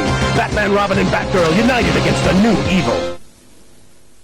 Now the secrets of the Batcave are yours! Unlock the Batman and Robin movie arsenal! Jungle Venom Poison Ivy attacks with a deadly dose of toxic terror! Now gear up Bruce Wayne as Batman with punishing ice block armor! Then slice through the streets of Gotham City in the incredible Batmobile! At last, evil is weeded out! The secrets of the Batcave are yours only with Batman and Robin! Figures and vehicles each sold separately. On sale this October, the explosive Batman and Robin video, rated PG-13. Batman and Robin face up to their most chilling challenge, the awesomely evil Mr. Freeze and his super cool strut racer. But new Blast-wing Batman flies in, and with Robin on his sizzling cycle, they send Freeze to the cooler. Then with new recruit Batgirl, the triumphant trio repel the toxic terror of Poison Ivy. Batman, Robin, and Batgirl united against a new evil.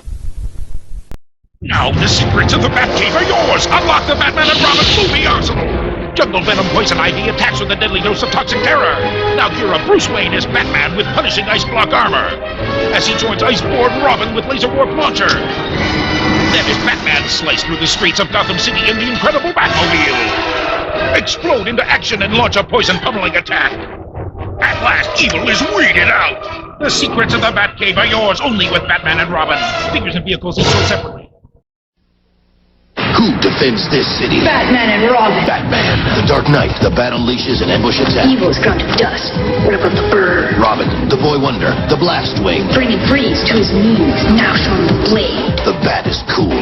The Jet Blade. Spinning, spinning, spinning. Now that's hot. Who defends this city? It could be you. I am Batman. Be the man, Batman. Batman and Robin. Vehicles and figures each sold separately. Batman and Robin. Mr. Freeze launches the shivering shockwave, but heat scan Batman's thermal sensors make Freeze sweat. And now the blazing Bat Hammer lights up the night, ready for the final fight, sending the frozen fiend to a massive meltdown. Batman and Robin. Figures and vehicles each sold separately, batteries not included. Batman and Robin. Ice Terror Mr. Freeze launches a chilling strike. Blast-wing Batman whips his massive cape to cut down the cold criminal. Now Robin comes with his Redbird cycle to put evil on ice as Batgirl blasts in to send Freeze to the cooler. Batman and Robin. Vehicles come with figures. Blast-wing Batman sold separately. Blasting into action with the secrets of the Batcave, Batman and Robin. Mr. Freeze launches a shivering shockwave, but heat scan Batman deploys his thermal sensors. His ice pummeling projectile makes Freeze sweat. Next, Robin's ice armor and blade launcher make Freeze pay. And now, the blazing Bat-hammer lights up the night, ready for the final fight. The Bat-hammer powers up to send the frozen fiend to a massive meltdown. The secrets of the Batcave are yours, Batman and Robin. Figures of Bat-hammer each sold separately. Batteries not included. Batman and Robin. Mr. Freeze launches a shivering shockwave, but heat scan Batman's thermal sensors make Freeze sweat. And now the blazing Bat-hammer lights up the night, ready for the final fight, sending the frozen fiend to a massive meltdown. Batman and Robin. Figures and vehicles each sold separately. Batteries not included. 2 times the might, 2 ways to fight Batman's Duo Force. The Riddler looms over Gotham City, so Psycho Thruster Batman uses Duo Force to change his speed cycle into a towering turbojet. Now Duo Force lets Batgirl streak in. She blasts away as Batman hits the mark. Batman's Duo Force figures each sold separately. Batman, Legends of the Dark Knight. 7 towering inches. Twister strikes Scarecrow, has a frightening slice. Neural Claw Batman strikes with wings of enormous might. Dive Claw Robin fights with colossal power. Now the Skywing Street Fight delivers the ultimate air-to-ground assault. Skywing Street Fight comes with other figures sold separately. Who defends this city? Batman and Robin. The Bat is the baddest, coolest, frees criminals in their tracks. Batman. The Legend, the Dark Knight. The Bat unleashes an ambush attack. Evil's gone to dust. What about the bird? Robin, the Boy Wonder, the Blast Wing. Bringing Freeze to his knees. Now show him the blade. The Bat is cool. The Jet Blade. Spinning, spinning, spinning. Now that's hot. Who defends this city? It could be you. I am Batman. Batman and Robin vehicles and figures each sold separately. Be the man, Batman. For years, you've heard the debate. Duracell. Energizer. Which battery lasts longer? Energizer. Duracell. Energizer. Duracell. Energizer. Recent tests prove that Duracell outlasts Energizer. Better make it the alkaline battery proven to last longer. Better make it Duracell. Get $5 when you purchase the Batman and Robin video and Duracell battery packs. Cool party. Music from Batman and Robin, the motion picture. Bone Thugs and Harmony.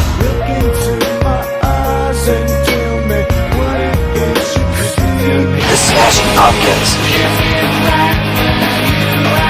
R. Kelly. Goo Goo Dolls.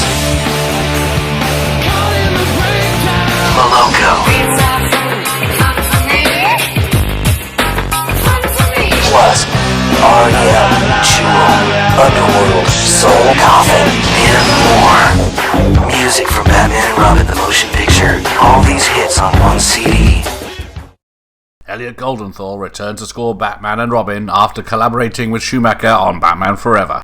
The soundtrack featured a variety of genres by various bands and performers, showcasing alternative rock on the lead single, The End is the Beginning is the End, by the Smashing Pumpkins.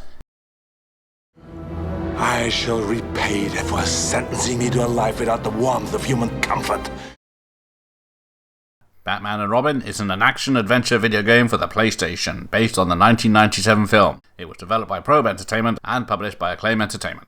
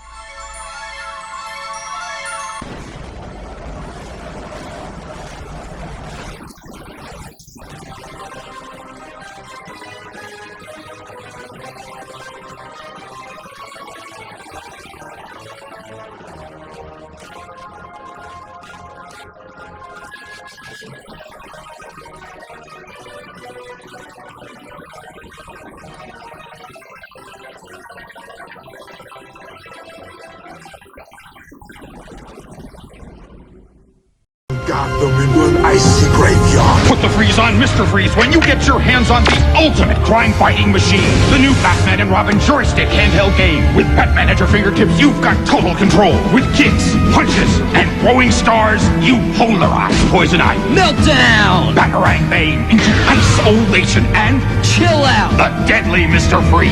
I knew you'd get a charge out of that. The Batman and Robin handheld game with new Batman joystick. Batteries not included. I will turn Gotham into an icy graveyard. Put the freeze on Mr. Freeze when you get your hands on the ultimate crime-fighting machine. The new Batman and Robin joystick handheld game. With Batman at your fingertips, you've got total control. With kicks, punches, and throwing stars, you polarize Poison Ivy. Meltdown! Batarang Bane into isolation and chill out. The deadly Mr. Freeze. I knew you'd get a charge out of that. The Batman and Robin handheld game with new Batman joystick. Batteries not included. If there's anybody watching this that, let's say, loved Batman Forever and went into Batman and Robin with great anticipation, if I disappointed them in any way, then I really want to apologize, because it wasn't my intention. My intention was just to entertain them. All right, everyone, chill.